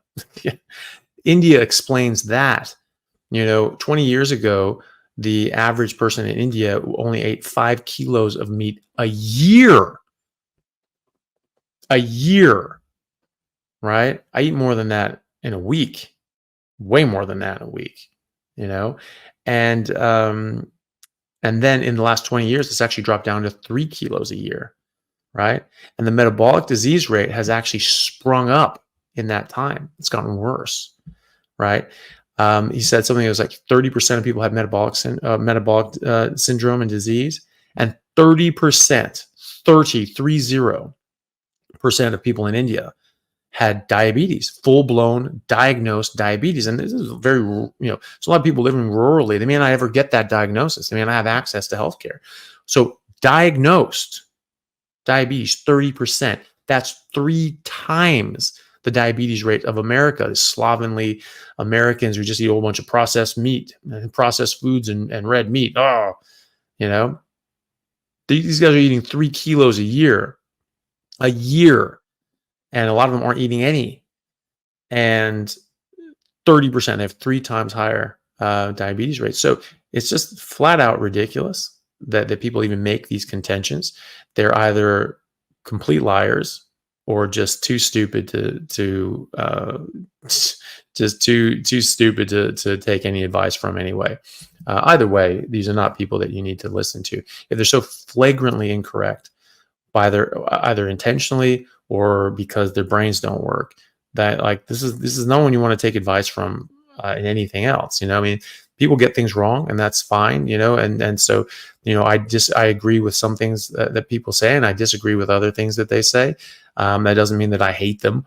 Broke clock is right twice a day. But some people, when they get these things so intensely wrong, and it's so easy to look up. It's it's just like, okay, well, what else are you phoning in? Like we just can't really trust anything you say at this point. Like Ansel Keys, the guy's a known fraud. He was defrauding people for the majority of his career. When did that start? When did he start being a sellout? I mean, presumably he had to do some good work in order to sell his reputation and integrity. But when did that start? Can you trust anything he did? Because he's unscrupulous. Maybe he cut corners on other things. Maybe he just did things to publish them just so he could get some recognition. Fits the profile. There are people with Alzheimer's. They say, well, it's this beta amyloid plaques. And that's what you're doing. There's a landmark paper that came out, supposedly proving that, showing that, and turned out it was total fraud. It was total garbage. And that just came out last year. So no, that has nothing to do with it. And they just defrauded people just so they could get the reputation, just so they could publish a landmark paper and get their name on the map, and get everyone tenure, and everyone's all happy and patting each other's back. And now they've got tenure, so can't get rid of them. But it's fraud. It's absolute fraud. And so when did the fraud start with Ansel Keys? Who knows? But I just don't trust anything he says. Don't trust anything he does. And and the same thing with these sorts of things. So, long story short, we've been conditioned to think something that is inherently untrue, and we're getting psychosomatic responses as a result of that. So just lead into it. Just ease into it. Eat what tastes good. Stop eating when it doesn't taste good. Feeling a bit nauseous, just stop. If she has to sort of do a slower transition and include some other stuff too, just eating more fatty meat and less of the other stuff is already going to make a big difference. And if you can start easing into that and eating more and more meat and getting used to the fat, eventually she might be able to just drop everything else, but don't, you don't want to force it, because, it might be that she just goes too much and goes, nope, I'm not doing this. And just mentally can't get her head around it. And then, might just not really want to do it and not be motivated to do it. So, just, it's okay. It's okay to ease into these things too. So good luck to both of you. Robert Farinelli, thank you for the super chat. Good ways to get heavy metals, mainly lead, out of my body. Just demoed some plaster in an old house and probably got a good dose of lead paint dust. Oh, that's not good. Prevention is the best treatment, right? So it's just obviously, I'm sure you're wearing masks and all these sorts of things, but hopefully just try to avoid those sorts of things and do wear all the protective gear that you can to avoid any exposure. Things like lead and heavy metals, they're actually very good chelating agents that you can talk to your doctor. You can always, if you're worried about that, I would get tested. I would test your heavy metals and get blood tests to do that. Sometimes there's like specialized labs that do that, and there are some doctors that specialize in that sort of thing. But if you end up being high on these things, your body's going to work these things out eventually for most of these things. And you have those forever chemicals, and those aren't going anywhere, apparently. But the things like lead, your body can get these things out as long as you stop the exposure and allow your body to work normally on a carnivore diet, right? And so that can help, but depending on what level you are, it might be a good idea to use a chelating agent, depending on your level. So just get a check, get a blood test with your doctor, and if your levels are high, for that or other heavy metals that have a chelating agent that can help pull this out of your body, might use that. But just talk to your doctor about that as well. Otherwise, your body will work this stuff out. You just have to stop exposing yourself to it. And if you keep exposing yourself and it's sort of building up, then you might need some help from your doctor. So don't. I like doing things naturally, but there are medicines that actually really do help people, and those are great. I don't have anything against that side of pharmacology. I just the new iteration of pharmacology where they're just trying to make things that help chronic symptoms, and it's symptom management, and so that you can live with a disease. They're not trying to cure a disease. Something like lead poisoning. There's not too much research going into that, and there's a reason why we haven't had any new breakthroughs or even any new significant research into new antibiotics in the last 3 decades, because you cure something, you have they're on for 2 weeks and that's it. That's not paying the bills. Something they have to take every single day for the rest of their lives. That's what buys the yachts, right? And so that's just good business, like that's the direction you go. That's the product we're going to make because that's what's going to make us the most money. That's what's going to make us the most successful. So that's what's happening. So we just need to recognize that and go to other places. But we do have really good medicines for acute things as well. And so, what we need to do is we need to get rid of these chronic diseases ourselves, because they're not going to cure it for us. We need to do that ourselves. Besides, there's no medicine that cures this anyway. The medicine is eating right and just not exposing yourself to poison like lead, but also plants. And so when you stop doing that and you just get healthy, then all of a sudden there's no market for their drugs, really. You're going to force them into doing things that are actually useful to people, because they're very smart people and they can do a lot of good for people. We just need to shift the market over so that it's not profitable for them to perpetuate chronic disease, because there is no chronic disease. We're going to get rid of that, right? That's what we're doing here. But there are good things that your doctor can help you with, and that is definitely one of them. Good luck with that. Hope it's okay. Hope you didn't get too much in your system. The Alligetis, thank you very much for the super chat. Hello, doctor. I'm hypothyroid, male, 39 years old. 5'8", Oklahoma, 242, carnivore for 30 days, lost 8 pounds. Is goat meat enough because I can't get beef since I'm Hindu? Yeah, goat's great. Yeah, I mean, it's a ruminant, right? So it's very, very nutritious. It's very good for you. And yeah, absolutely. You can definitely do goat or lamb. And that's totally fine too. So yeah, absolutely. And well done. You're already losing weight. You're doing well. You're hypothyroid. Make sure you're working with your doctor to get any sort of thyroid support that you need, if you need it. And hopefully this helps ramp up your body's ability to make thyroid hormone. I don't know why you're hypothyroid. Do check. Do you have Hashimoto's? Is there a reason, an underlying reason why you're hypothyroid? Is it just because the way you're eating is just slowing things down? That's very common. But Hashimoto's is an autoimmune disease, and that gets better too. But I have over 100 patients with Hashimoto's, and I'm sure we'll see a few today. And antibodies just come right down, especially with red meat, the ruminant meat. So just goat. Yeah, so goat's fantastic. So definitely can do that. Nap, thank you for the super chat. How many hours of sleep do you get? Not as much as I'd like. I generally work till about midnight or past, and then I'm doing admin and emails and messages and scheduling things after that. So I don't get enough sleep because it's just too busy at the moment. I'm going to have to sort of look into that. I'm going to have to sort of cut back on the consultations and the interviews that I'm doing, because it's just every single day I'm going till midnight, and then I've got all I get so many messages every day, 5 different email accounts and Instagram and all these other sorts of things. I just can't keep on top of it. And I would like to get 7 to 8 hours of sleep a night. I'd like to get as much sleep as my body naturally wants, and I wake up naturally every day without an alarm. That's what I would like. But I don't always get that. So, but at the same time, because of the way I'm eating, I can handle it a lot better. But do get as much as you can. Do try to get to the point that you're not you're not waking up with alarm, that you don't need to wake up with an alarm, because it's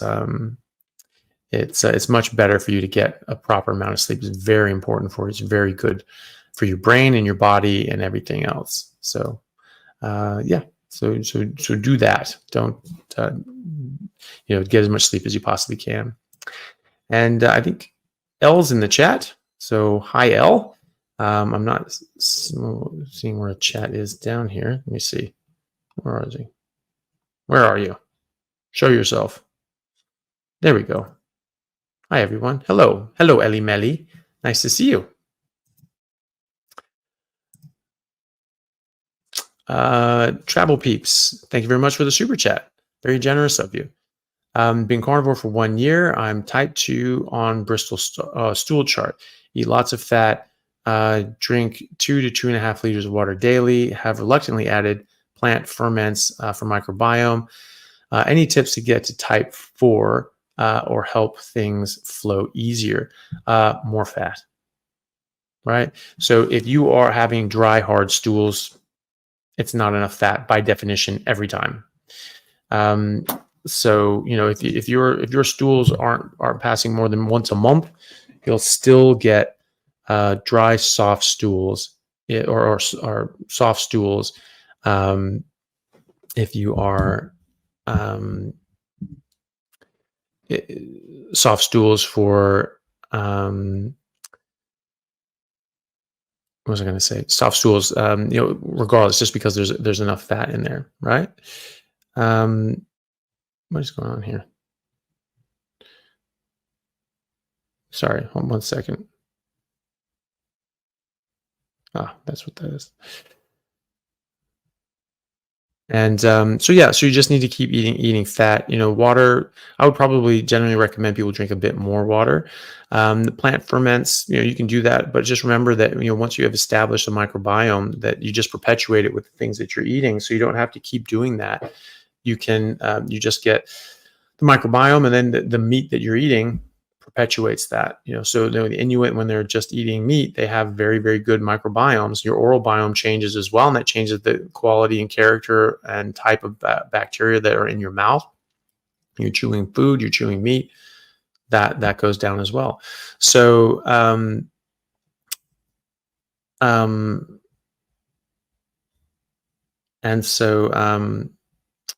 sorry, just have to do this. And so once you get to the point that you have an established oral biome and microbiome, you don't need to keep doing that with ferments, I don't think. And a lot of people don't use ferments either way, and their microbiome ends up becoming very, very healthy after several months as well, and very diverse. So I just check, and then you can see where you're at, and do you need to keep doing ferments? Also remember, fermented dairy, that's legal too, and you just want to get fermented dairy that has as little carbohydrates as possible, 0 if you can.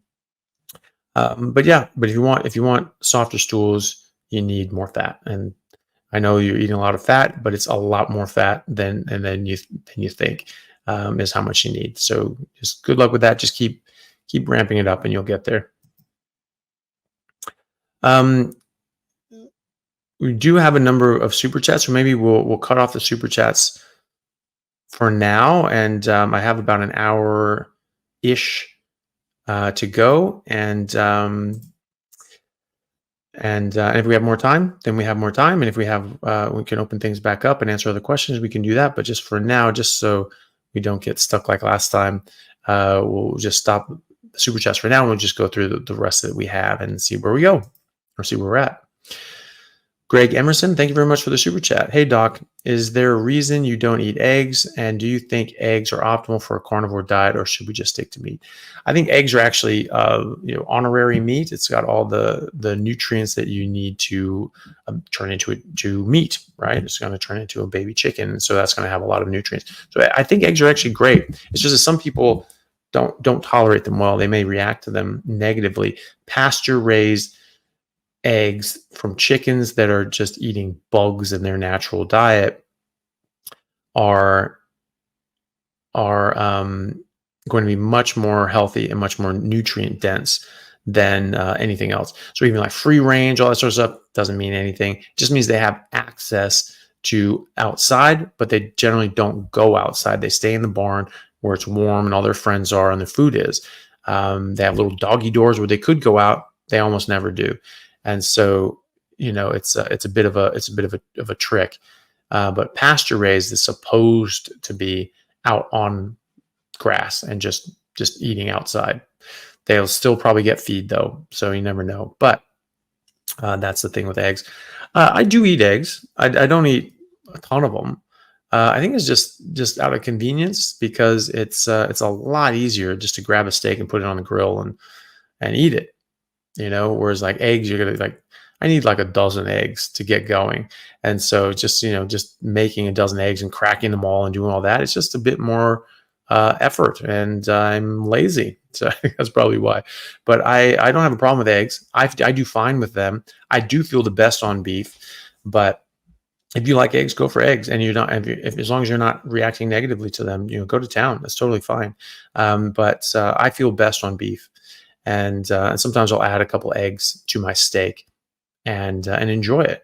But just eat what you enjoy. Eggs are great. Eggs are, honorary meat. They have all the nutrients that you need to make meat, and that's what we're going for. We're going for nutrients that make meat because we are meat. So yeah, go for it. Zio, thank you for the super chat. What do you think about ivermectin? There's people blocking people for discussing and saying it's poisonous mixed with certain plant inhibitors. So I don't know about plant inhibitors or anything like that. I understand that people were having comments timed out because they were being rude, especially to my sister, which is a no-go. You'd be rude to my sister, you can fuck right off and just don't follow me and don't come here because I don't need you, I don't want you, and you're not welcome.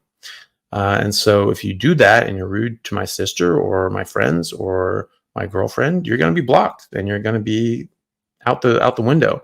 Ivermectin, has a lot of research on it. Is extremely good in various circumstances, and is very beneficial. It's used. I think it's been over 1 billion doses have been given around the world, and so it's one of the safer medications that have ever existed, and it works for many, many, many, many things. And so it's very beneficial. It depends on what you're using it for. I mean, medicines, you don't need to take medicine just for the sake of taking medicine. You take medicine for the specific outcome that you're trying to achieve. And so if you have an infection or a parasite or something like that, ivermectin would help with. Even viral infections have been shown to be benefited by ivermectin. And that's something that's now being recognized. It was made illegal in many areas. You weren't allowed to prescribe it. You could lose your license if you prescribed it for people, during the lockdowns and everything like that. And now it's recognized that, actually, it actually works really well. And there's, even at the time, there was like 60 randomized controlled trials showing that it was very beneficial. So that's what the data showed.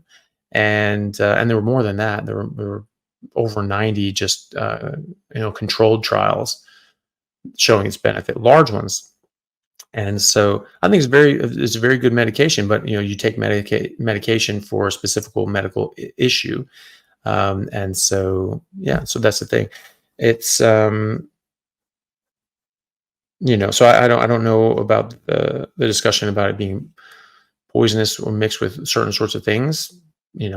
Medicines are poisons. They're just poisons that give a benefit during certain circumstances that outweigh the negative outcomes and the negative aspects.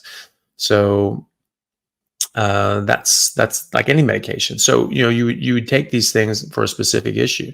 If I had some sort of infection or exposure or something like that could help with, I would happily take that, because it's been shown to be helpful for certain things. And I wouldn't take it for other things. I wouldn't just take it just to take it. But yeah, I have no problem with that. And I saw early on during all the craziness that ivermectin was actually very helpful. And then there was leaked government documents that actually said they knew that, even though they made it illegal after that document, they not that it was released, but that when they wrote it, they said that it was very beneficial and actually was a cure for these sorts of things. And yet they still made it illegal, which I think is just criminal. I mean, I think that's literally a crime against humanity. You're withholding something that could be potentially life-saving for a lot of people in favor of other things that are just still on patent so that you can make your cronies more money. That's disgusting. And, and people like that should be held up in, international court for crimes against humanity. And, we, should face justice for that, because people died as a result of that and not being allowed to get that. My cousin was one of them. And, had she been able to get those sorts of things, maybe she wouldn't have, maybe she would have, but, she didn't get the chance, and so a lot of other people's family members died as well. And so, I got a lot of time for ivermectin anyway, but like any other medicine, only when it's actually warranted. Hey everyone, really happy to announce a new sponsor for the show and for everybody down in Australia, Stockman Steaks, who are delivering high quality grass-fed and finished pasture-raised beef and other meats, flash frozen and vacuum sealed to your door, something that I've been enjoying a lot of myself recently as well. They also have a great range of specialty items such as high-fat keto mince and carnivore beef and organs mince with liver, kidneys, and beef heart as well. So use code Chaffee today for a free order of beef mince or another specialty gift along with your order at stockmansteaks.com.au, and I'll see you over there. Thanks, guys. So Maya, thank you for the super chat. Will intermittent fasting help me lose weight while on carnivore? Yes and no, because the thing is that most of the time you'll naturally be doing something along those lines, where you'll be eating in a shorter amount of window, or maybe only once a day.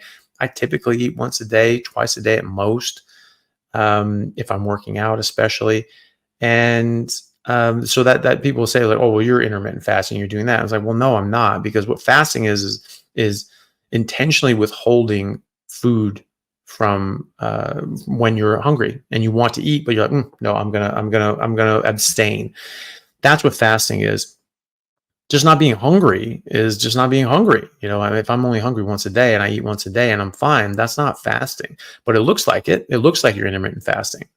So that's the yes part of it. The no part of it is if you're intentionally withholding food and you continually do that, and you do that, day after day after day, you're going to slow your metabolism down, and you can actually stall weight loss. And again, it's not weight loss, it's fat loss that you're looking for. You're not looking for weight loss. You don't want to lose muscle and bone. You want to lose fat. And so if you lose fat, but you put on muscle and bone, you're not going to lose weight. And so you need to remember that. And quite often when people are having a stall, it's not actually a stall. It's that they're working out and they're replacing their fat with the muscle and bone. Then you can do things like take Ozempic, that horrible poison that's been foisted across the planet. Again, to make billions and billions and billions of dollars. The research on Ozempic for weight loss, by their own estimate, was that you'd lose weight generally because you felt so sick and just nauseated, you just couldn't eat. And then After that, after about 2 years, those symptoms would go away. Your appetite would come back. And because you've just been eating just little bits of chocolate and candy the whole time because you couldn't stomach anything else, and you basically just starved yourself for the last 2 years, now you have horrific eating habits, and your appetite comes back. And then you eat a whole bunch of garbage, and then you end up putting on more weight than you lost initially. And the weight that you lost wasn't just fat. What they showed was that a large portion of this was actually lean body mass, was muscle mass and bone density, which you just can't afford to lose at any point in your life, especially when we get into middle and late age. But I mean, kids, I mean, why would you do that to kids? So you lose a lot of lean body mass. And then, so you're losing weight, but you're not losing the weight that's healthy. You're losing weight that is very unhealthy to lose. And then when you put weight back on, because you have such horrible eating habits, you put on fat. You're not getting back the muscle and bone. You're just getting back fat. You're getting back more fat than the muscle and bone that you lost. So after 2 years, people tended to regain more weight than they lost. So that's not good. So it's not about weight. It's about body composition. And really, it's about health. So you just eat what's healthy for you. And the body composition comes as a result of that. And that just happens down the road. That's a consequence. That's a secondary outcome. The primary outcome is your health. That's what the most important part of this is. And if you intentionally withhold meals and intentionally withhold from eating, you will slow down your metabolism, and you can stall, and you can actually start gaining weight, eating less. Bariatric surgeons will tell you that, like women in particular, if they eat less than 1,200 calories a day, they will not lose weight. So they have to eat a minimum threshold to actually be able for their body to actually let go and let go of that excess fat, because they're storing it, because like, no, we're going to die. We need to save this. And because we're trying to save you. So your body doesn't know, it's not a conscious being. It's taking inputs, right? So the input is that there's no food available. Okay. We're in a famine. We're going to shut it down. And so that's what's going to happen. So no, I wouldn't do that. I would just eat until fatty meat stops tasting good. If that's once a day, it's once a day. If that's twice a day, it's twice a day. If that's 32 times a day, it's 32 times a day. It won't be. You eat until you get that bite that tastes like cardboard. Typically, when people are losing weight, that's going to be once a day, twice at the outside. But just make sure you're getting enough fatty meat until it stops tasting good. You generally won't eat all that much, and you'll look like you're intermittent fasting, but you won't actually be fasting. You'll just be eating when you're hungry, and that's what you do.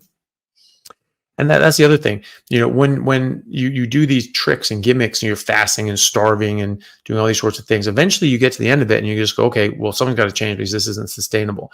Or the Ozempic, and you're losing weight, and now your appetite comes back, and now what happens? Now your pattern of behavior and how you're functioning is now incongruent with a healthy lifestyle.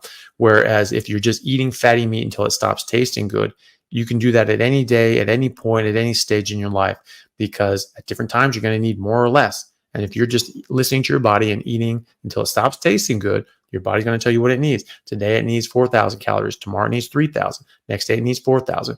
Now it needs 2,000. Now it needs 5,000. It doesn't matter. It's going to change on different days. If you're losing fat and your body eventually gets down to a stable body fat percentage, you're going to need more. That's all there is to it, because you're not going to be going on your fat stores anymore. You need to actually get more energy and nutrients in to run your body and maintain your body fat. And so that's what you do, and your appetite goes up. And so by the time you get to that stable point, now you have the eating habits and the lifestyle that are going to be conducive to perpetuate that, right? So that's really important, to just lay down patterns of behavior that you're going to be able to continue and perpetuate for the rest of your life, to continue to get maximal results and the most benefit out of your life and on your health. Voigt Bernard, thank you very much for the super chat. Doc, on a lion diet, the D is working extra great. Okay. Wife thinks very nice. It's like a reusable booster rocket. what's going on with the vascular system. So, well, first of all, you have hormonal changes that can be true, but also, early sign of atherosclerosis, and different sorts of hypertension, other sorts of things can be erectile dysfunction issues. And so, yes, it can help with your vascular system. It can help with the response to, because the thing is, you have to dilate out your arteries in order to gain and maintain an erection. And so, one of the reasons that people can get high blood pressure, sort of idiopathic high blood pressure, is due to insulin resistance. And so you have chronically high insulin and you're getting insulin resistance. And now insulin, actually, one of the 100 plus things that it affects is also the expansion and contraction of expansion of your vessels, your arteries. And so when it's insulin sensitive, insulin goes, it says, oh, okay, that's going to go up, and it expands out and your blood pressure drops. So once you get insulin resistance, it's just like, no, we're not listening to you anymore. We're just going to stay closed. And so you get high blood pressure. But what you also get is erectile dysfunction, because now those things aren't dilating out to allow more blood in and maximal blood flow into the phallus and to gain an erection.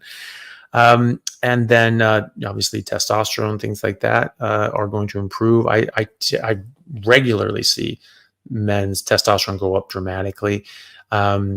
That was the thing. What was that question before? I actually meant to talk about like stress and things like that. But it's it's very true that hormones can get better, but also stress and these sorts of things can affect all these things negatively. Getting better sleep, all these things can help you and get things working better in a number of different ways. And but also with your testosterone and your hormones, and stress and sleep are involved in that as well. And so when people address their sleep, address their stress, and start exercising, doing vigorous anaerobic exercise, they do better. And their testosterone levels get a lot better. So I see that regularly. People significantly improving their testosterone. Some people as much as doubling or even tripling their testosterone levels in a number of months. 4 to 6 months. It's incredible, absolutely incredible. So that's gonna affect things as well. And so, but yeah, it can definitely affect and sort of reverse out of these sort of creeping metabolic issues. And then you see the results in a lot of different ways. The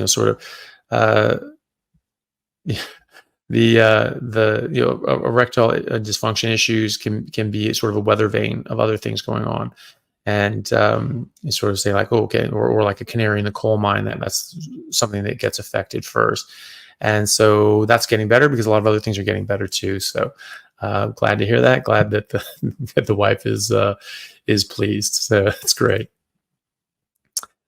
Cyprian, thank you for the super chat. Hi, 4 months carnivore, and my BO smells like tallow and butter. How long will this last? It's bothering me. Girlfriend says she can't smell it, but I can.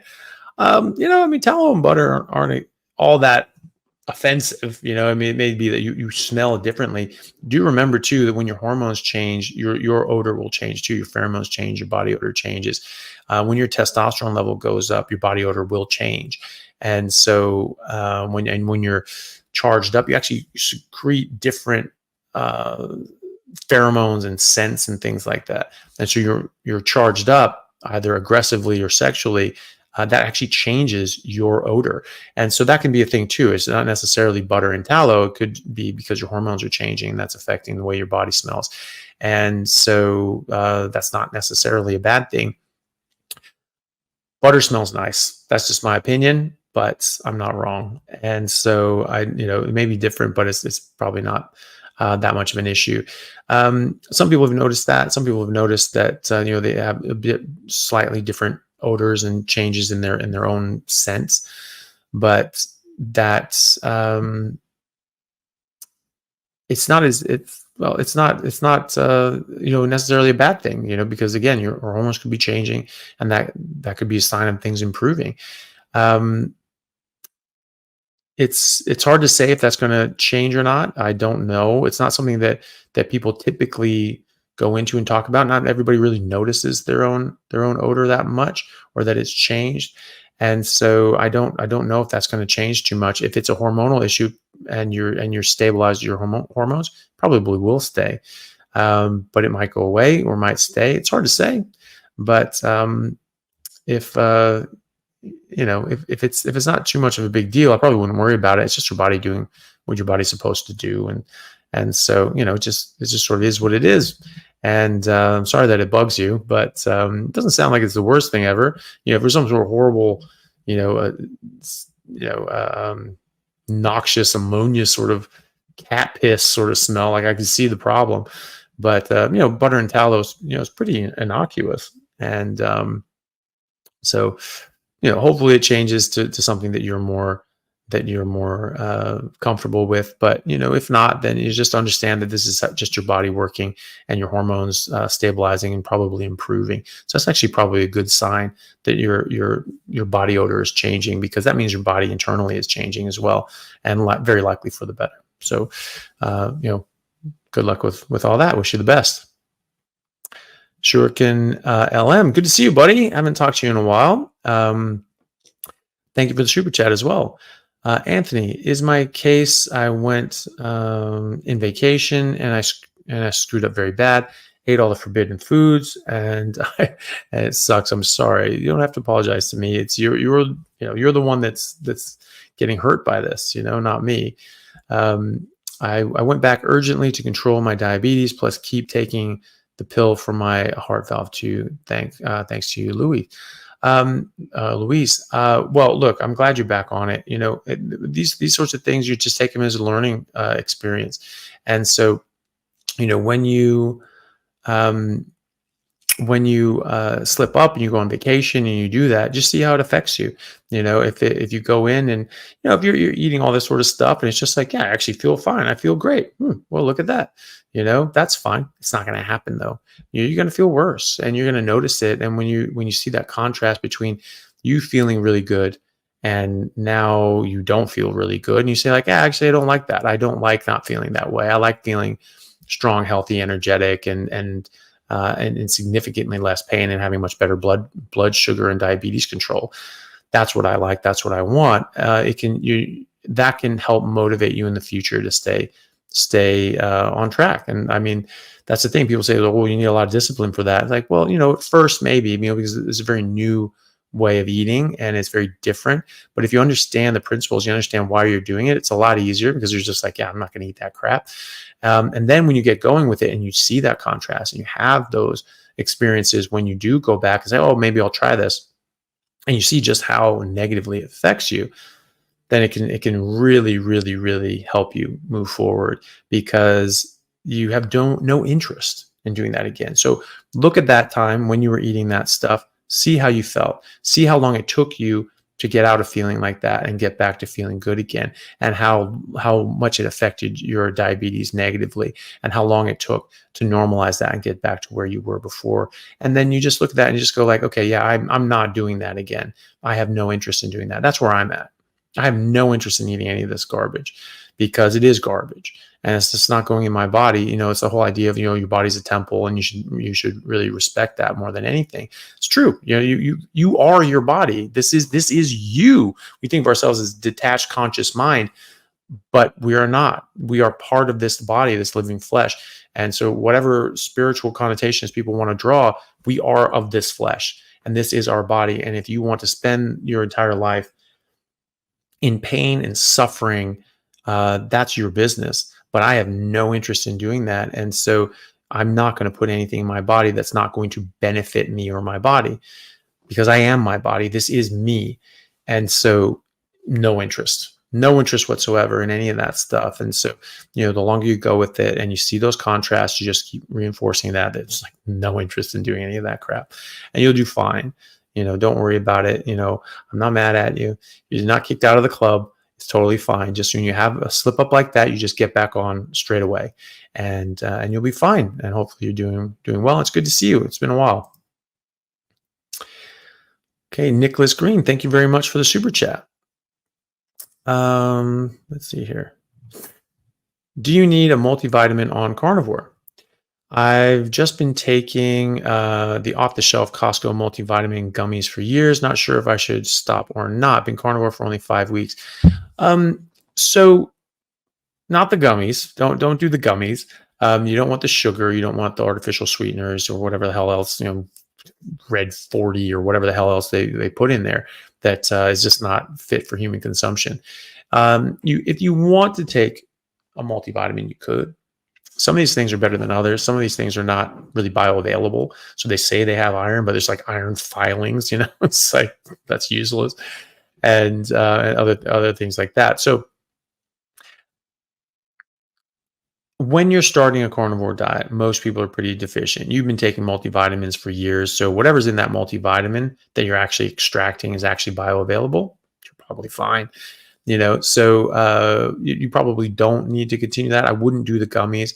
If you were going to take supplements, you might take something specific to what you're deficient in. So you get checked. You check your B12, your folate, your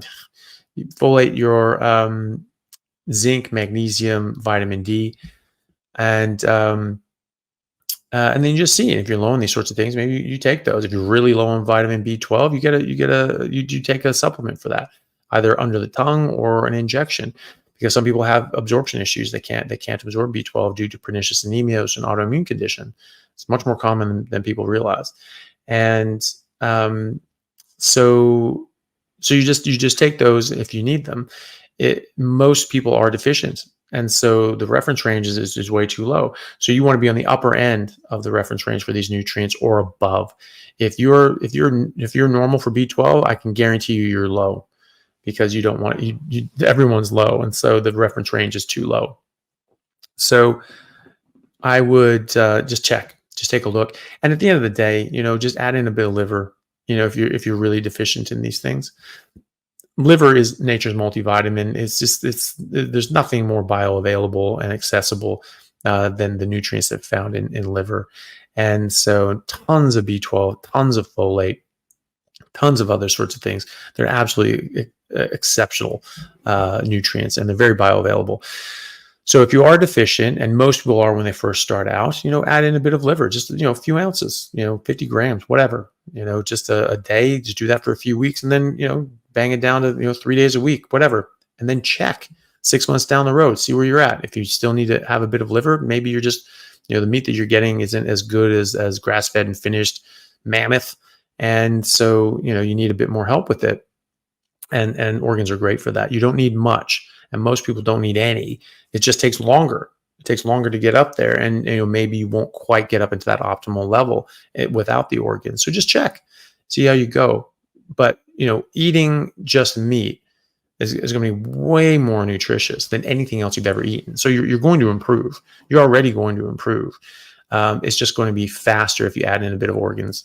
And if you're really deficient in something, then you could take that supplement. But you may not be. If those multivitamins are any good, the ones from Costco, if they're bioavailable at all, then you're probably fine. If you were taking a multivitamin and drinking with coffee, probably didn't absorb any of it at all, ever.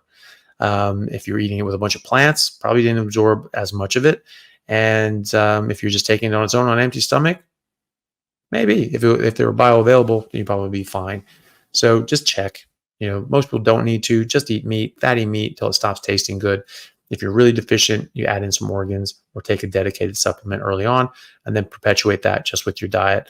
But eventually you'll catch up. Unless you're if you're really deficient, then get out of the deficiency. That's not safe to be at so low that you're deficient. If you're under 4 or 540 in America, or you're under 400 anywhere else, that's a real deficiency of B12.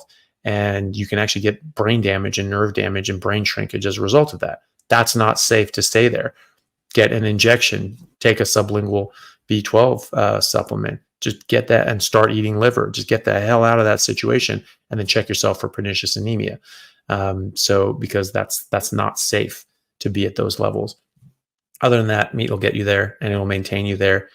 Bit of organs will put you over the top. So that's my advice on supplements. Bachelor Junior, thank you for the super chat. Well, my life has changed. I'm sitting here watching you cutting up a shoulder. Yeah, well, that's good. Well, I'm glad to hear that. I hope you're doing well with it, and I hope you feel great and just keep going on in great health. So thanks for sharing with that. So ripe cantaloupe, thank you for the super chat. 2 weeks, no appetite till lunch, then indigestion. So yeah, look, your hunger signals are going to be very different. So you're going to have to relearn that, and you don't eat just because you have food in front of you. You eat until it stops tasting good. You listen to your body. You start eating meat, and if it starts going like, yeah, no, that's all I want, you stop there. So even if you have more in your plate or in your lunchbox, if your mom sent you to school with a lunchbox, which is people used to do, then you just leave it. You just save it for later. It's not that big a deal. Again, you can have these psychosomatic sort of responses where we're saying like, oh, meat's bad, oh, fast bad, oh God, oh no. It's like, what the hell are you doing? This is bad for you. I had that, even though I knew for a cold frozen fact the fat was good for me and that I needed to eat more of it and I shouldn't be afraid of it. It still gave me that visceral response of like, no, hold on a second. We just spent the last 40 years avoiding this. What the hell are you doing? And so you just recondition yourself. So ease into it, and you'll be fine. If you just need a little bit at lunch, fine. If you're getting indigestion after lunch, don't necessarily need to eat. Just drink some water, and you have dinner at the end of the day. You'll be hungry. If it's an indigestion or upset stomach because of that conditioning response, you just have to ease into it. And eventually that will go away and you'll be fine. So just take it easy and listen to your body. Cyprian, thank you very much for the super chat. In a vicious cycle of carnivore, 6 days, and then having carbs, can't help myself. It's very hard for me. This coming from a man that did a 40-day water fast 2 years ago before my sinus carcinoma treatment. Well, you can always start with that. I don't recommend this typically, but if that's going to help you get through the carb craving times, maybe that's what you do. You just don't eat anything for 2 weeks. But that's not typically something I would recommend for people. Just remember that the carb cravings generally do go away after about 2 weeks. Right? The addiction side of things go away. And then it's just a matter of, well, I remembered that tasted good. And then you just don't eat it. If you are getting carb cravings, you're almost certainly hungry and you're not eating enough meat, you're not eating enough fat, and you just need to eat more. So if you get cravings and your body wants carbs and says, ooh, that pizza looks good, that bread looks good, say, okay, I'm hungry. So eat. But eat meat, eat fatty meat. And if you can get through 2 weeks, you can get through forever after that. It just goes away. So just light at the end of the tunnel. It's 2 weeks. You've done 40 days. So you'll be fine. It's just the thing is people thinking like, oh my God, I'm just going to have to deal with this forever. Screw it. Obviously that's not, that's not what you're going to be experiencing. After 2 weeks, you typically won't have very many carb cravings unless you really are under eating significantly. In the first 2 weeks, you can get those carb cravings, but a lot of times it does have to do with hunger because, again, our hunger signals are very different and we don't experience that the same way. And so you just have to, the body has to tell you to eat somehow. And so sometimes it's just like eat carbs, eat sugar, and that's how it tells you. So eat a lot of fatty meat every day. Eat until you're full every time. Eat until it stops tasting good. And then if you ever get, the inclination to eat carbs, just, eat a lot of fatty meat until that goes away. And it typically does. And usually after 2 weeks, you don't miss it. And as long as you're eating enough, you won't have any problems with that. So, just remember, light at the end of the tunnel. You'll get there. It's only 2 weeks. It's not that far. You'll do fine. Patrick Lee, thank you very much for the super chat. Hi, Dr. Chaffee. If we are true carnivores, why does the taste of raw meat repulse many of us? Common vegan argument. I think that's assuming a fact that's not in evidence because raw meat does not repulse most of us. We have every cuisine and every culture has some sort of raw meat dish like sashimi, sushi, steak tartare, steak carpaccio in Italy, different sorts of dried meats. Those are raw. Taste great. Who doesn't like beef jerky? Like, get out of here. And and those sorts of things. So, and what about all the people that like their meat cooked rare or medium rare? That's what raw meat tastes like, by the way. It's just rare. Rare is raw, and it's delicious actually. So you sear the outside, inside's raw. Seared ahi sashimi.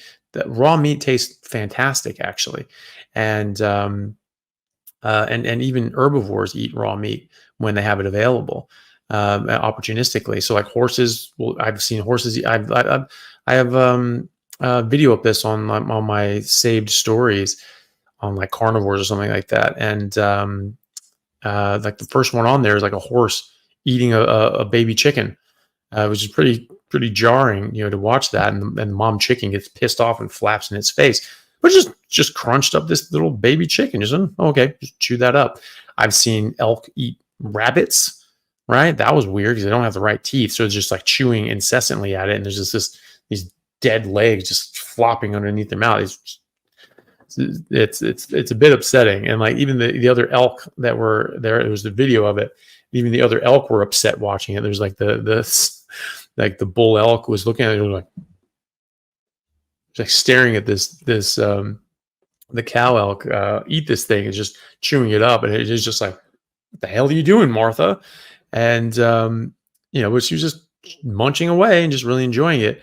And I've seen them eat. My sister tells me all the time, there are a lot of elk by their house in Washington State, and they eat little ducklings and other little animals all the time. She was just like, yeah, that was weird. Never knew that. So pretty much everything likes raw meat, and we're no exception. People get used to cooking meat and all these sorts of things, and we're told since birth that raw meat will have an infection and it'll have bacteria, and you'll get food poisoning, you'll get parasites and all that sort of stuff. So people are like, oh no, raw, I don't want that. That's psychosomatic. I typically eat very raw meat. I sear the outside and leave the inside raw. Elle does not like that. And so, we cook different steaks, but it's that's how my tastes run.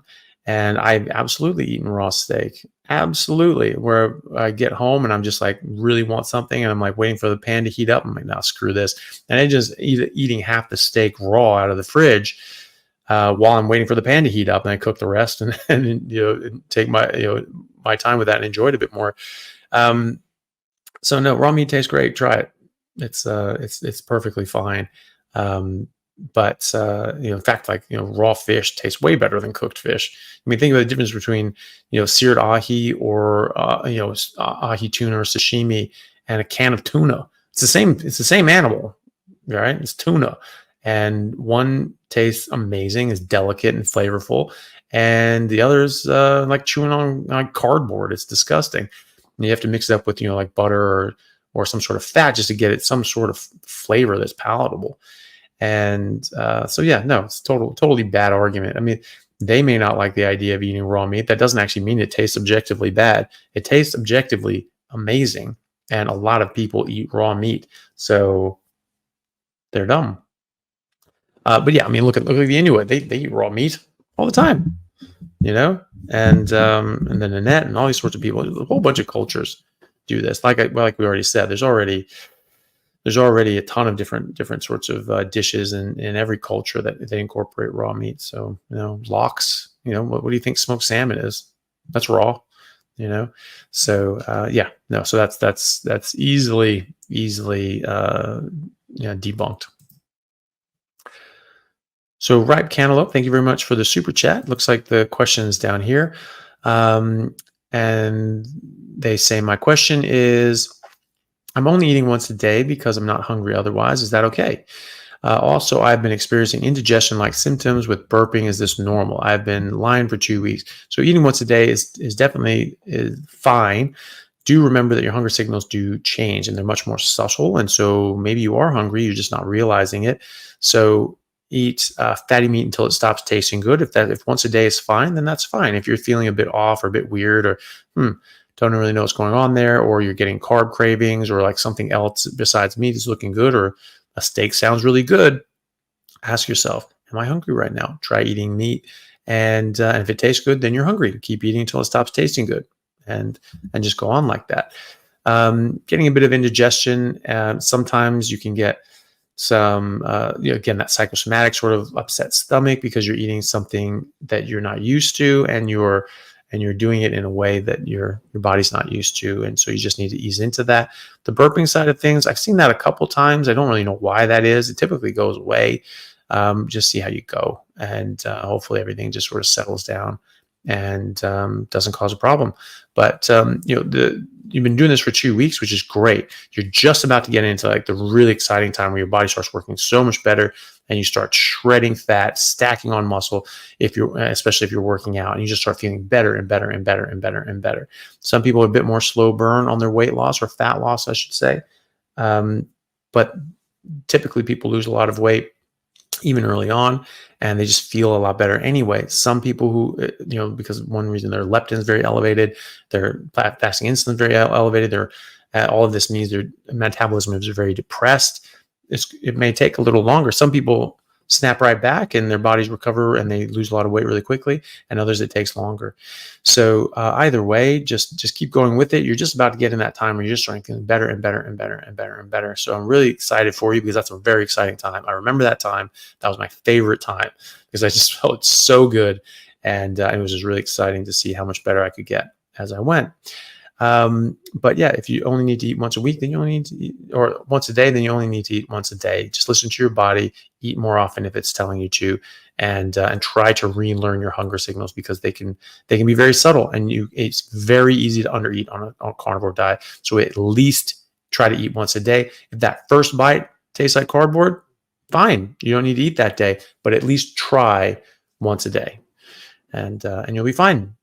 2-3 times a day are perfectly fine too, if that's what your body is telling you to do. Good luck.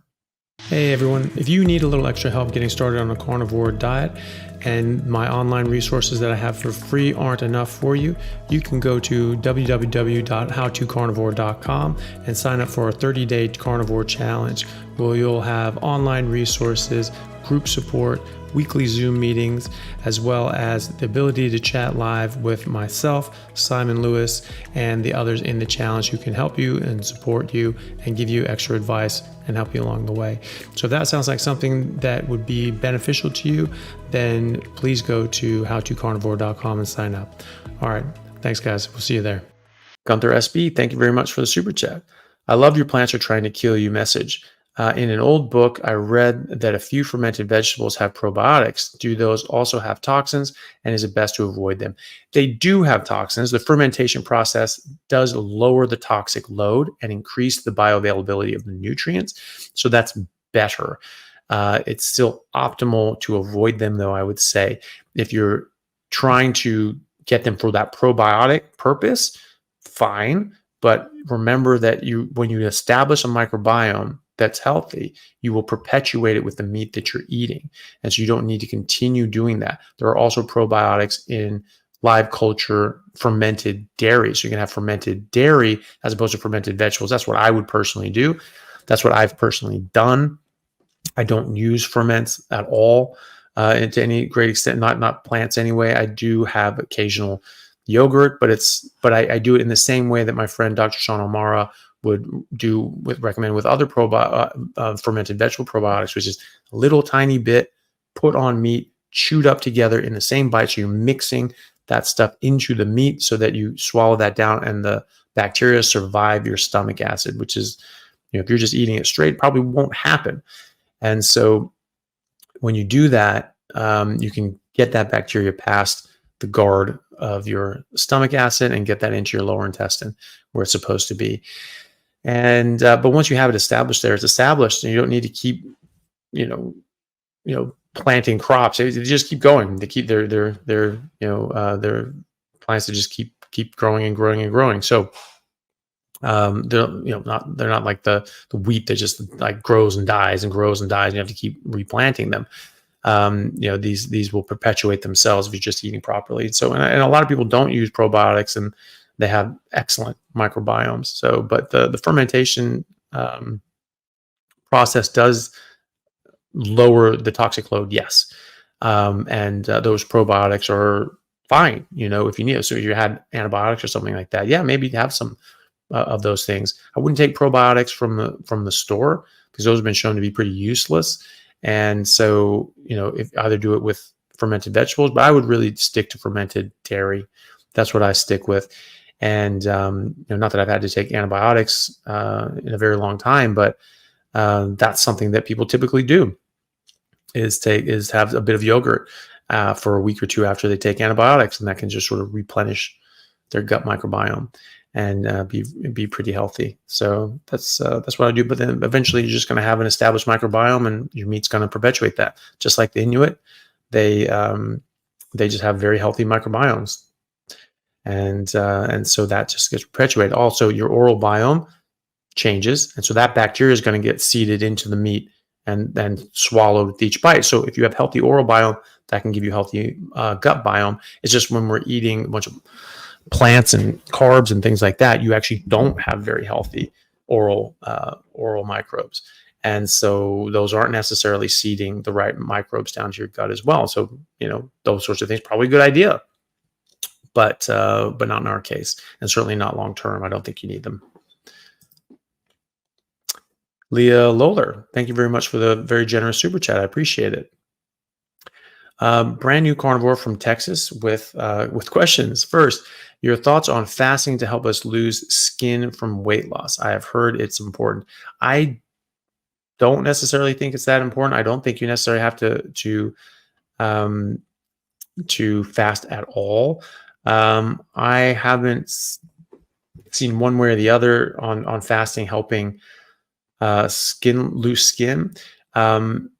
People have fasted and their skin has shrunk. There's a famous story in the UK where a guy, I think in Scotland, was very overweight, and he just basically stopped eating for over a year and just drank water and took a multivitamin every day. And he lost all this weight, and he walked to work every day and just lost all this weight, and was very skinny, and the skin came down with him. Now you can do that. If you lose a lot of weight, your skin will come down, but if you gain it back up and then you lose it and you gain it and you lose it and you gain it and you lose it, after about the third, fourth time, the integrity of your skin and elasticity just sort of gives up.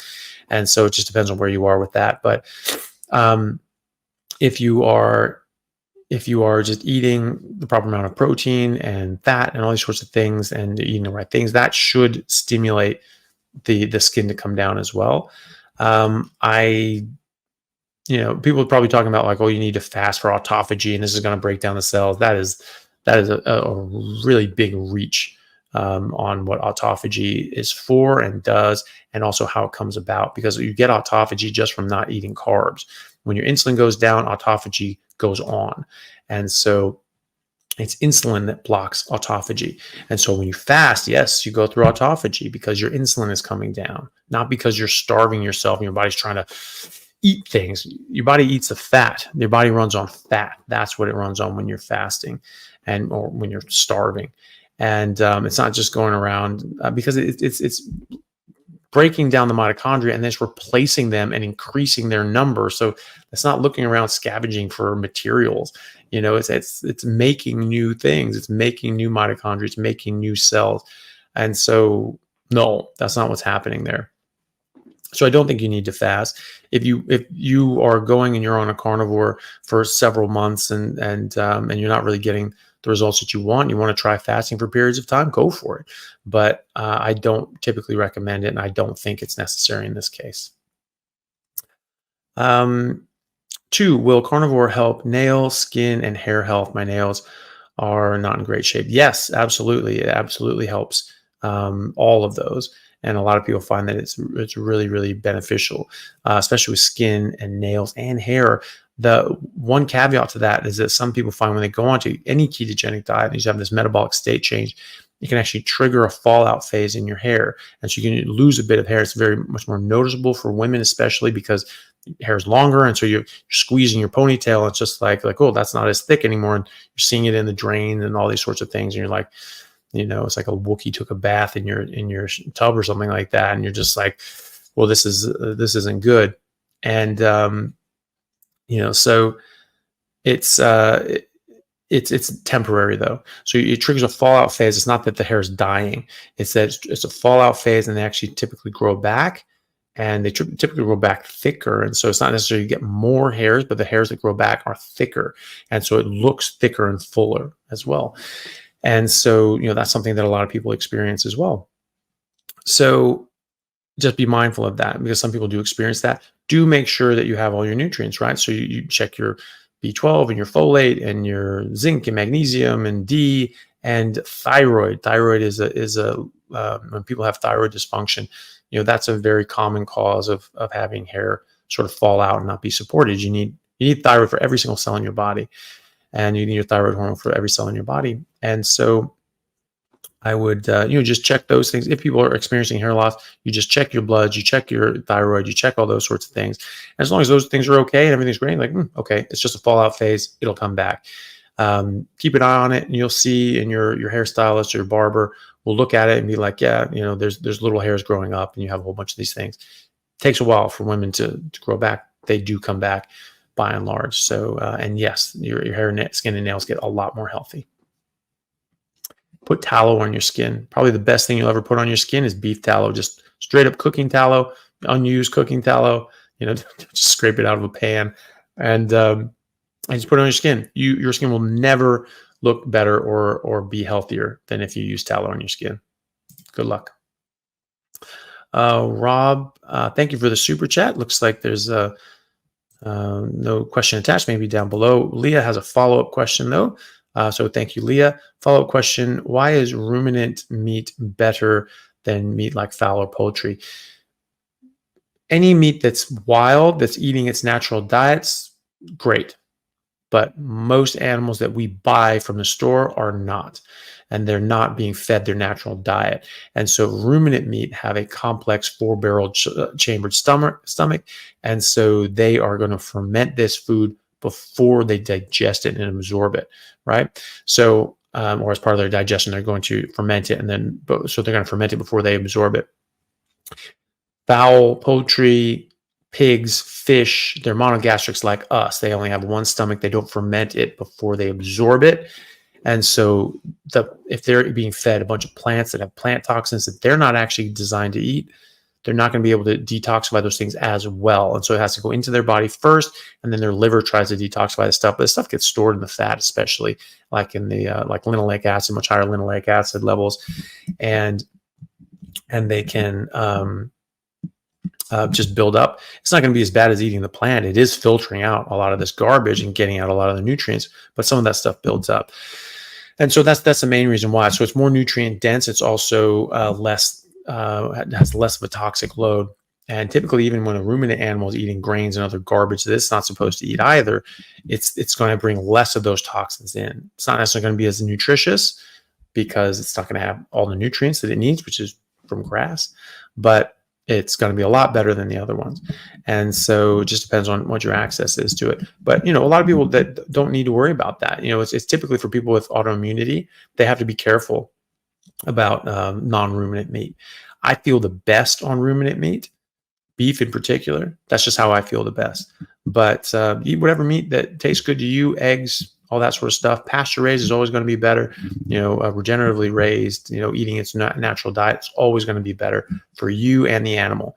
And so, we vote with our pocketbook. And if you don't like how animals are being treated in production farms, then don't buy them. Don't support that sort of practice. And it's better for you anyway. It's more nutritious. However, not everyone can afford to make those to make that differentiation. And so don't break the bank on this. Just eat the meat that you enjoy, that makes you feel good, and that you have access to and can afford. And but that's why ruminant meat is typically better. I feel best on it anyway. And I think Elle was talking about the horses and elk eating ducklings, and no, not the ducklings. Yeah, I know. It was very sad. His sister wasn't happy about it. But that happens. So animals eat other animals. Animals eat other things. All animals are heterotrophs, and so they have to eat something else. Something else has to die for them to live. And carnivores as well as herbivores. And herbivores, while they can turn plant tissue into animal tissue and to turn it into fat and protein by way of their microbiome, they will still go after the easy solution of a little duckling or meat or something like that. And because it's much more bioavailable, and that's what they're going for. They're going for, yep, that's what I want. I need meat. I'm going to make meat. In fact, there were some cows that, as sort of a creepy story and pretty sad, because these cows were sort of kept in a pen and ran out of food and forage, and they were just basically abused, and so they were sort of locked in, maybe whatever. I don't know if it was a sort of a barn enclosure, or if it was out in a paddock, and they just didn't have nearly enough grass and didn't get fed hay or anything like that. But either way, they started dying, and some of the cows started dying. And I read this story about, and they were very subtle about it, but they said that that the cows that started dying off, and then the only way for the other cows to survive was to turn to animal source nutrition. And so they started eating animal source nutrition in order to survive, and then they were eventually rescued. And but as a result, they had a taste for meat. And so, what animal source food is there, right? It's the dead cow that died next to them, and there's, I don't know how their teeth got through the skin or whatever. Maybe it had to rot a bit first before they could sort of tear it apart. But basically, they were eating the other cows that had died. Sort of like that story of Alive, where people crashed in the Andes and had to eat each other. The people that died in the plane crash to survive for the next 9 months until they were rescued. And so the cows did that, and not only did they do that and survive and do just fine, they put bone meal and then blood and things like that into the feed for cows. Actually, from the processed broken down cows, they use every single scrap of every animal that's processed. People are like, oh well, indigenous populations, they would use these things, they use every piece of it, now we just waste it. We don't actually. That's money. And so that gets used in fertilizer, that gets used in feed. And so cows typically eat, get fed meat and things like that in their feed when they're in sort of the feedlot, because grain's not very nutritious. It just makes you fat, and that's why they feed it to animals, and that's why they feed it to us, and also because it's very profitable. And so same thing that happens to the cow is going to happen to us. They're going to make the cow fat. It's going to make you fat. Like, just use your brain. And so these cows, and now they had a taste for meat. Now they wouldn't eat feed. They wouldn't do it. And so they got rescued and they got taken out to another farm, and they would not eat grass. They wouldn't eat hay. They were like, no, I want beef. No, that's the good stuff. That's what we want. And so I had to start feeding it. They had to keep feeding them, animal nutrition. Don't know what the hell they were feeding them. But I don't know if they were giving them sort of like, raw, like, dog food, cat food, those sort of raw meat foods. But it's interesting anyway. And, yeah, so that was interesting. I don't know what the hell they fed the cows after that. Probably pretty expensive to feed a 800-pound cow or 1,000-pound cow meat all the time. That's a lot of meat to feed something. But that's a normal thing. Everything eats meat. Meat is not bad for anything. Now, I can't think of a single animal on earth that does not do well eating meat. Not even herbivores. And I would if anyone knows of any, please let us know. But unless, barring eating like a poison sac or an organ that's like chock full of vitamin A or something like that, but the actual meat from another animal, like, is that bad for any other animal? I can't think of a single one. 70% of animal species are carnivores, and even herbivores opportunistically eat meat when they can. And others are omnivorous, so they're eating meat and they're eating plants. Meat is not bad for anything because it doesn't need to be. Plants are bad for nearly everything because they have to be. So that's the difference. And so when people keep telling you that meat's bad for you, just tell them to shut up. I mean, it's just don't even engage. Be like, look, this nonsense. It's a tired ass argument. It's clearly untrue. Moving on. Okay, so Rob found this from Rob. So Rob's question. Thank you again, Rob, for the super chat. Rob says, on carnivore for 2 years, just diagnosed with atrial fibrillation and on Cardizam and Eliquis. Can I continue carnivore? 100% you can continue carnivore. You can continue carnivore really for any medical issue. In fact, they help most medical issues. So no, you don't have to stop this. In fact, once you have something, that you're treating, you're dealing with, it just helps you be healthier and in general. And that's obviously what you want when you are dealing with any sort of health issue. So atrial fibrillation is just, an irregularity of the heart, and you go on medications to try to keep that more regular. And the Eliquis is to stop you from clotting, because you can build up blood clots in the heart, and that can send off and get massive strokes and things like that. And so that's really dangerous. So, continue taking everything, as per your doctor for the AFib. And yeah, absolutely. You can definitely keep doing a carnivore diet. And see how you go, and hopefully this is something that, doesn't bother you. And, there are more definitive treatments. There are ablations. There's an atrial appendage, sort of like size of your tip of your thumb, and that's where this clot generally builds up. And so sometimes they'll ablate that, and they'll just shut that off, and so you don't have anywhere for that to go. So even with atrial fibrillation, you're not going to build up the clots like other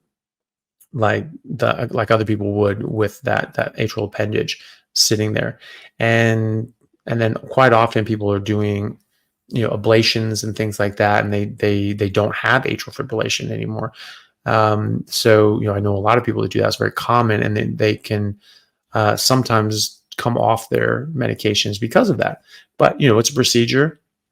Things go wrong. It is life-threatening. It's very uncommon that happens, but it's in the literature. It's, I think, a few years ago, 6 years ago, when I was looking at it, it was like less than 2%. And obviously that's user dependent. And so you can have some people that have done 1,000, 2,000, 5,000 of these procedures, and they haven't had any fatal complications, or one or two. Obviously their ratios are a lot better. Those are the people that you go to. Or if the medications are just doing their thing, don't worry about it. But yes, you 100% can keep doing carnivore. Then One Passive, Marty DeGarmo, thank you very much for the super sticker. That's very kind of you. There's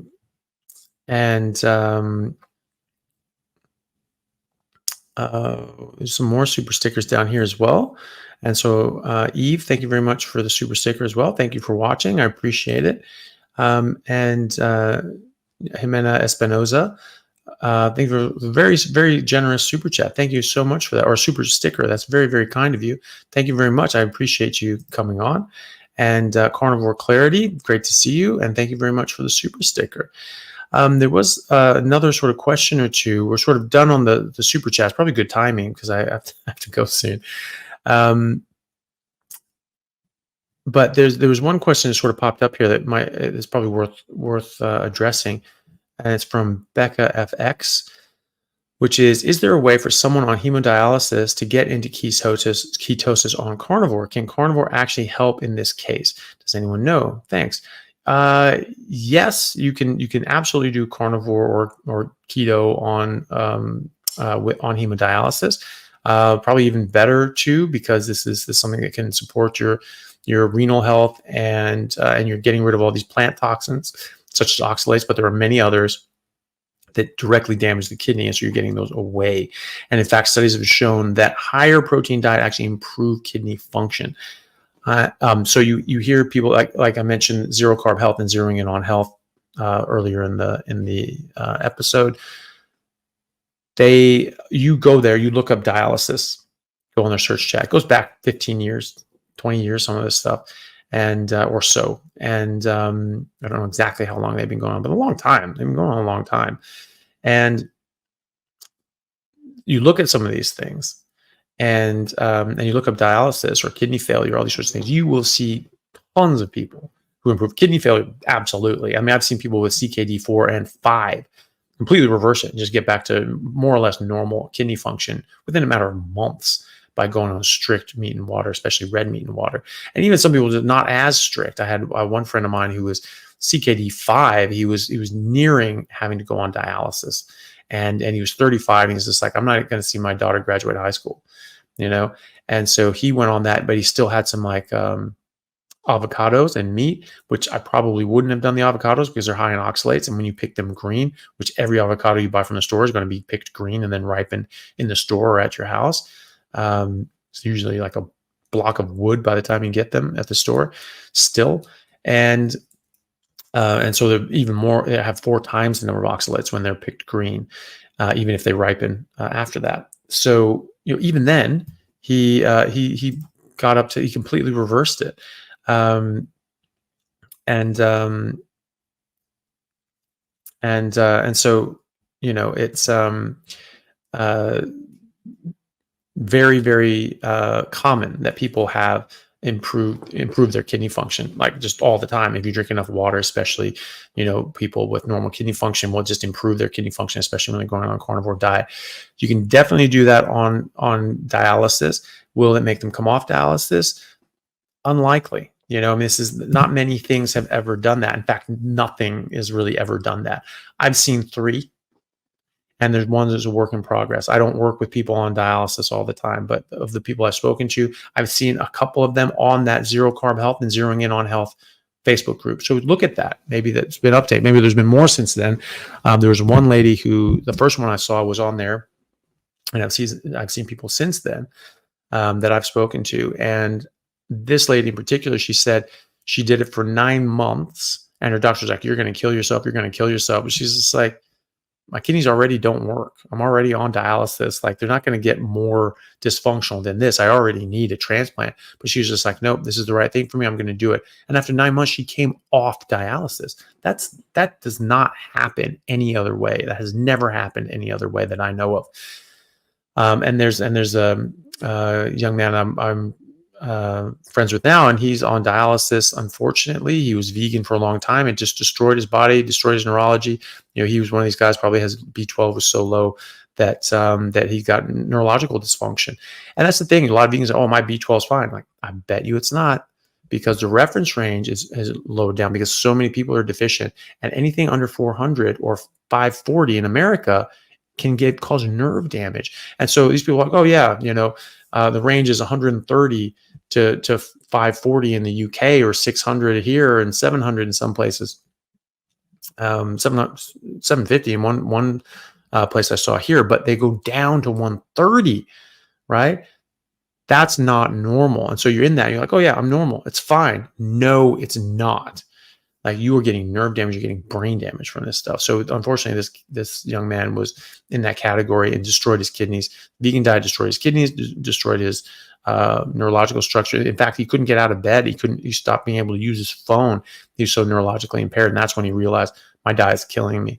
And unfortunately, he's still on dialysis, but he's making more urine. So he's not completely, he does still make urine. It's just a little bit, but now he's making more and more and more. And he's actually getting better, because they test you every time before you get dialysis and before you do all these sorts of things. And so he's actually is improving. Is it going to be enough? Is he going to be able to get off dialysis and avoid a kidney transplant? I don't know. He's going to give it a year. Hopefully it does. Is it going to get other people improvements? It's going to improve, but is it going to come back to the point that you're going to be able to get off dialysis? I don't know, but it's definitely worth a shot to look at that. So good luck with that. There's a comment from my sister Rosalind. She said, "Our great grandfather ate his steak so rare his anesthesiologist accused him of being a cannibal when they were at dinner together, and it did not end well for the anesthesiologist." That's true. So the pranks, probably a family trait. But going back to the question that people had with well, why doesn't raw meat taste good? Like, it does taste good. People commonly eat raw, rare meat, and it's delicious. And so, but also we've been cooking meat for 800,000 years, at least 1.5 million years, more likely, and possibly even more than that, over 2 million years. So we've been cooking meat for a very, very long time. We don't need to enjoy the taste of raw meat because we weren't eating raw meat in the wild for the last 1.5 million years or more. Since Homo sapiens have walked this earth, we have been cooking meat, right? Since we've been breathing air and drinking water, we've been cooking meat. And so we don't have to enjoy the taste of raw meat, and yet we do.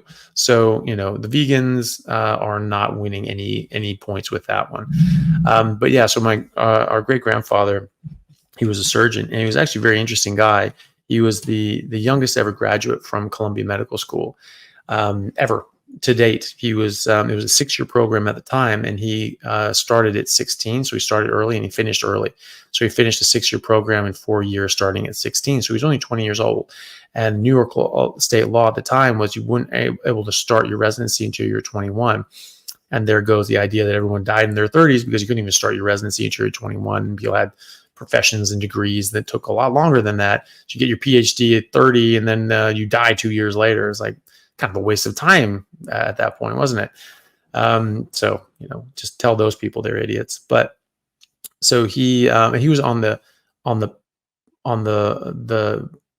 very beginnings of modern surgery, because he was the second class at Columbia Medical School ever taught sterile practice. That you should wash your hands, right, before you do surgery. That was not a thing. People didn't realize that. And so infections were rampant in surgeries. And it wasn't ethical to open the abdomen or open the thorax, or open the abdomen or open the thorax. You're chopping off limbs doing this, but there were other things that you did. And so this was on the ground floor of being able to actually do anything, because anesthesia was invented in the 1880s.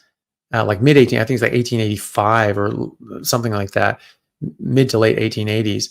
And that's right after he went to medical school. So he graduated sort of, when was that? That would have been in the early 1890s that he graduated. Like, I have his diploma from Columbia and his New York medical license. He's also the 13th medical license the state of California ever gave out. Lucky number 13. And and I have his diploma of finishing his residency in surgery at Bellevue Hospital in New York. And that was early 1890s. So he was right at the beginning of that. So, he was like, they were inventing, seeing what you could do, because it's the first time you could put someone to sleep and open the abdomen safely and not get horrible infections. So very, very interesting. So he's doing a lot of surgeries. He would they didn't have Stryker or Medtronics or anything like that in these places that would make a whole bunch of utensils for us to use as surgeons and just repeat other people's surgeries. He had to invent his own tools, and I still have some of these things. So he would design his own things. He had a forge at his house. Like, his dad was a badass. That's a whole other thing.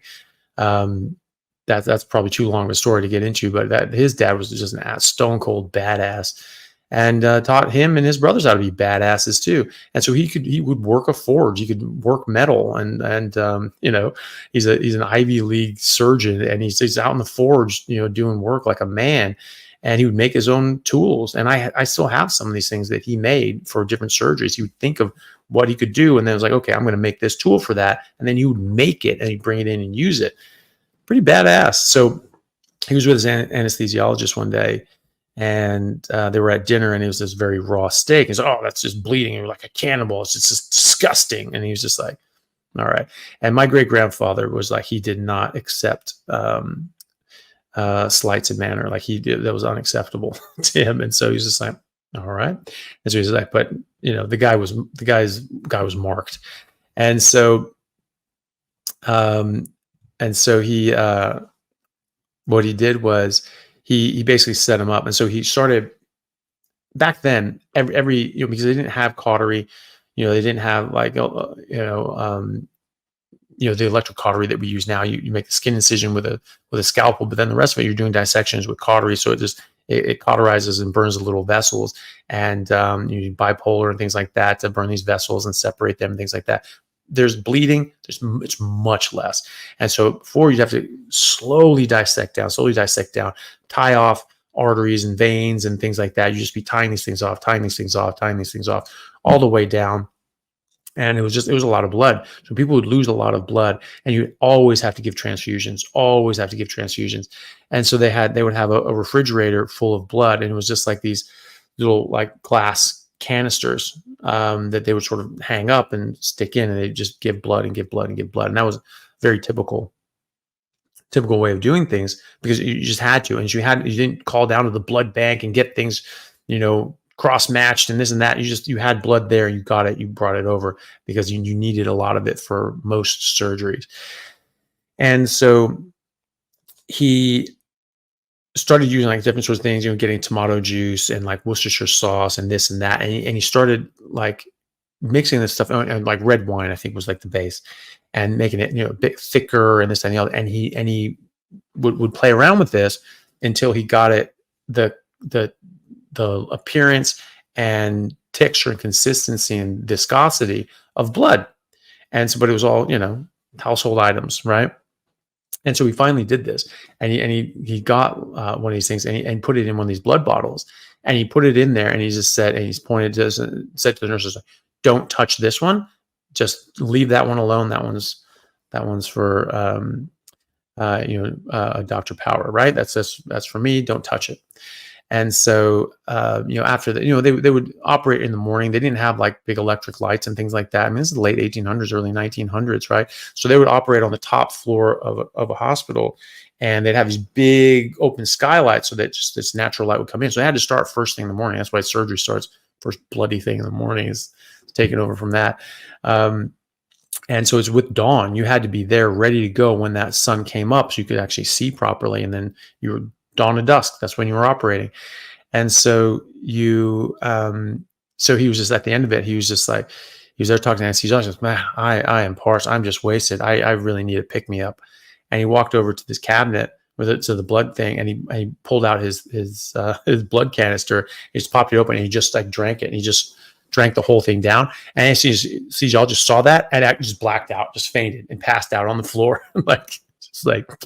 Learn not to mess with my great grandfather. So that was pretty funny. So that's the story they're talking about. And yeah, people do just fine with raw meat. The Maasai drink raw blood. They do cook the meat too, but they also can eat it raw. It's not uncommon that people do that. So okay, so that's that. I need to get to work and see patients. But thank you all very much for coming on. Thank you everyone for the super chats and the super stickers. It's very, very kind of you and generous, and a lot of good questions today. And people, be nice to my sister and my Eloise, and especially my mods. They're doing a really good job and keeping everything working well, and people keep being polite. That's the whole thing. If you're polite, there's no problem. If you're going to be rude to people, then you're going to be put in time out. I mean, that's all there is to it. So this is everyone to be cordial and polite society with adults. And so if you're not acting that way, then you're going to be put in time out. And that's all there is to it. And you keep doing it, you're going to be asked to leave. In fact, you're going to be made to leave. And I don't want to do that, because I want everyone to be welcome and to get a lot out of this. But you can't be rude to people. It's not acceptable. And we can't necessarily control that in other parts of our lives, but we actually do have control over this. And so that's what we're going to do. And so just be kind to each other, be polite, and thank you all very much. And I will see you next time.